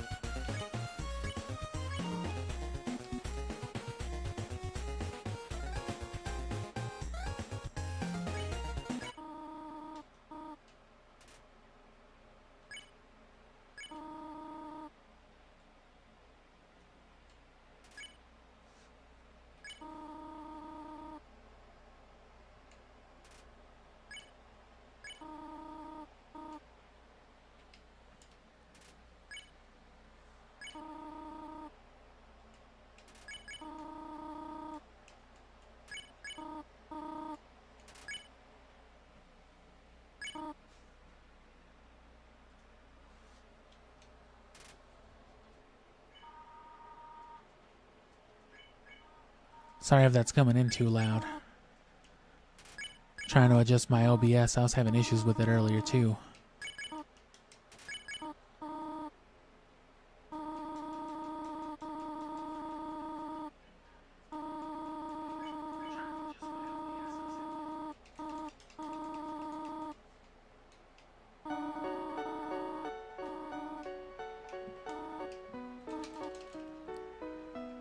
And we're just going to play it the same again, but there will be a difference, which I'll at least save that for the end, which I might do it tomorrow. It hopefully should take as long as it took before, you know, now that I'm completely refreshed. But it's still going to take a few hours, you know. Maybe like a good hour less since I'm going to skip all the dialogue this time.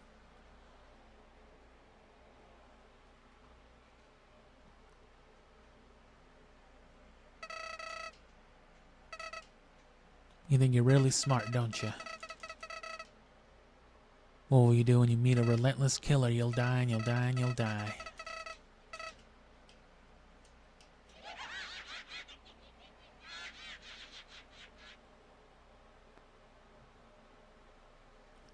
So yeah, I think the realization of Frisk or Chara is just your influence on Chris. Both of them are, you know, the canon interpretations of Chris's actions, I guess, is what I would say. But it's up to you to align, I guess, your will and bring those characters into fruition.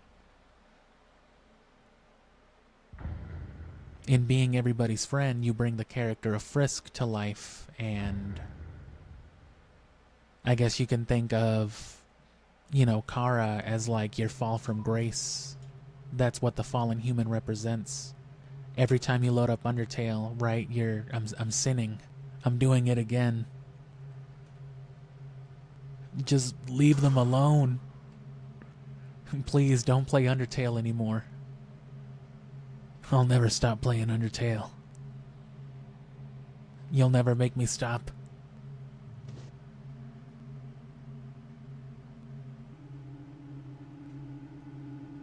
And that's kind of the thing, you know. I realized that a long time ago too, and all that did was spur me on. It's just like, well, I just have to come back every once in a while, don't I? Just remind this piece of shit what it's all about. God damn it, why? Turn around and shake my hand, buddy. You son of a bitch. If it ain't old Gerald. I don't really care about capturing nobody.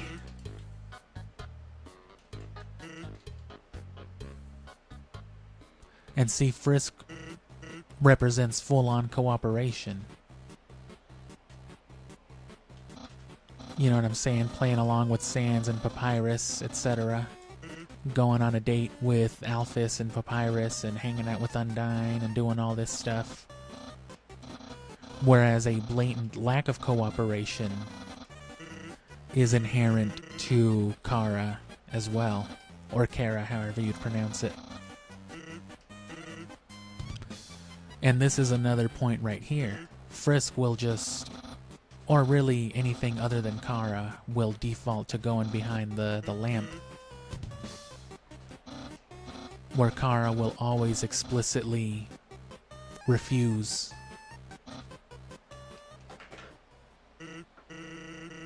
And that's another thing too, refusal.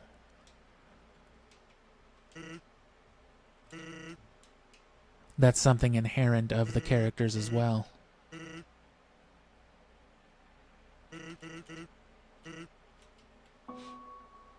Right, think of the wording.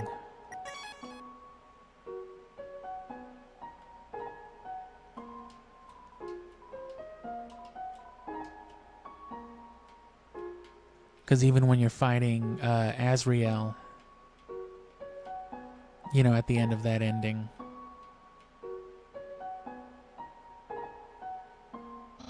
weird thing to say, I know, but you know, you can't lose. You can't lose that fight. every time you die, it refuses, right? That's all it says, but it refused. What is it? You know? It is not you, nor is it Chara. Whatever it is, I guess, can only be Frisk. But again, it's like specifically what is Frisk then? Because this is still the fallen human's body. So I guess this is a new playthrough. Maybe all the leftover items were playthroughs that Chris didn't complete.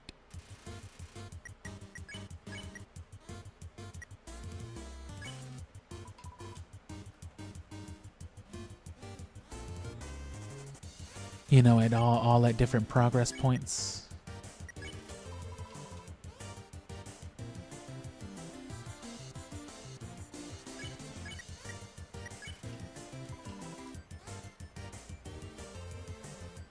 And then at some point, you know, by the time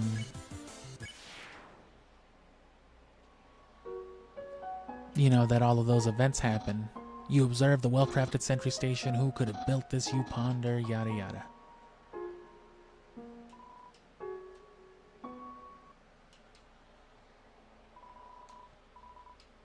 Right, and at some point, I guess, the fallen human, the last one,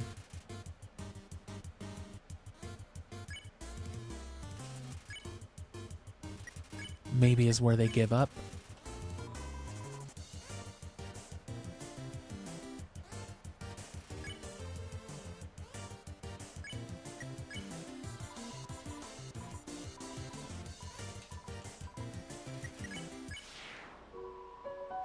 I'll have to think more about that specifically, but, you know, we'll play Deltarune at some point in the future.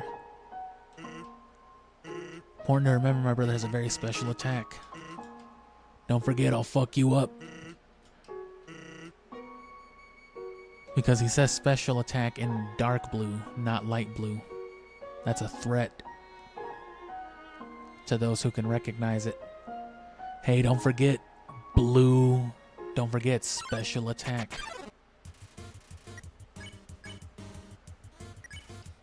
You inform Icecap that it has a great hat.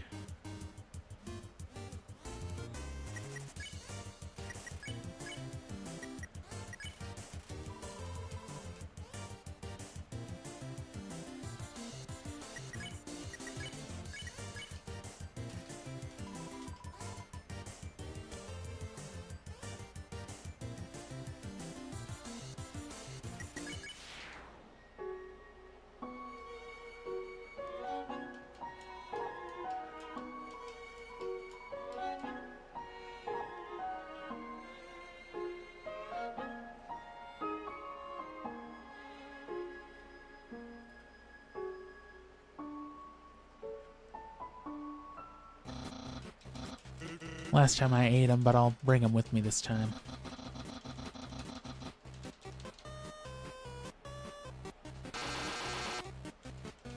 Ha! Zoinked them.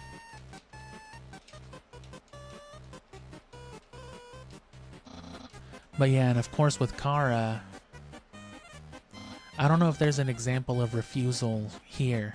I guess there is.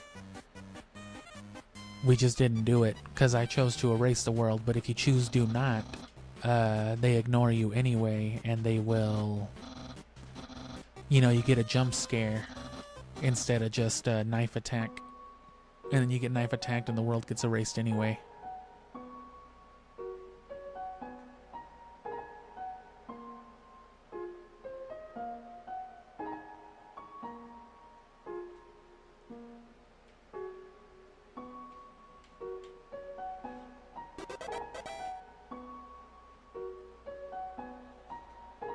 It still leaves a lot of particularities about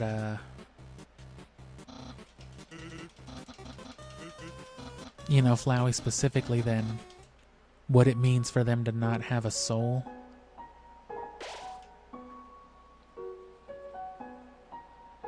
So what happened is, I guess, and I'll call it here and we can finish this tomorrow, but Yeah, again, it's a strange thing.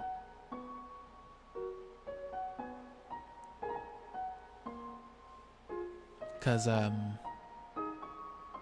you know, they can save. They've done a bunch of stuff as Flowey, I guess, specifically.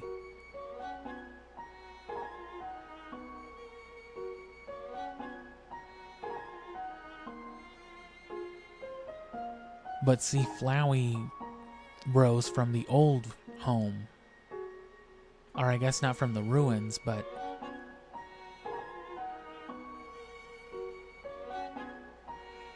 Actually, I'm not too sure because the ruins were the old home. Asgore's got the coffins in the new home, but that's because that's where he's got the bodies and the souls, I guess. So there's golden flowers at the start of the game, so that was their old home where they lived before. Before they started getting the souls and all that, I guess. No, I don't know if that's true either.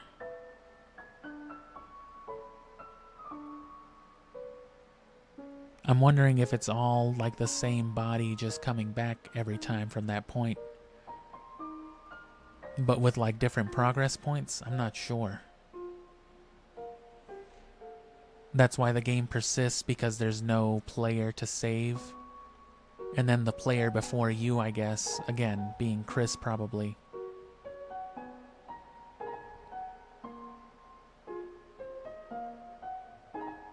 You know, that's what all of their accomplishments were. They were doing a bunch of stuff, and then as Chara, I guess at that point, to stop the progress and to give themselves, I think, the ability to save and do all this stuff. Or I guess not, because they seem confused, but... You know, at that point they came back as a flower, not really alive, and at that point that let them save, but it's stuff that doesn't really exist. And it's strange to... Right, so we take over whenever you load up Undertale, you take over at some point after Flowey coming into existence, but it's unclear as to how far into, you know, Flowey's reset the fallen human, you know, we spawn into, but I guess we can save more of that for later.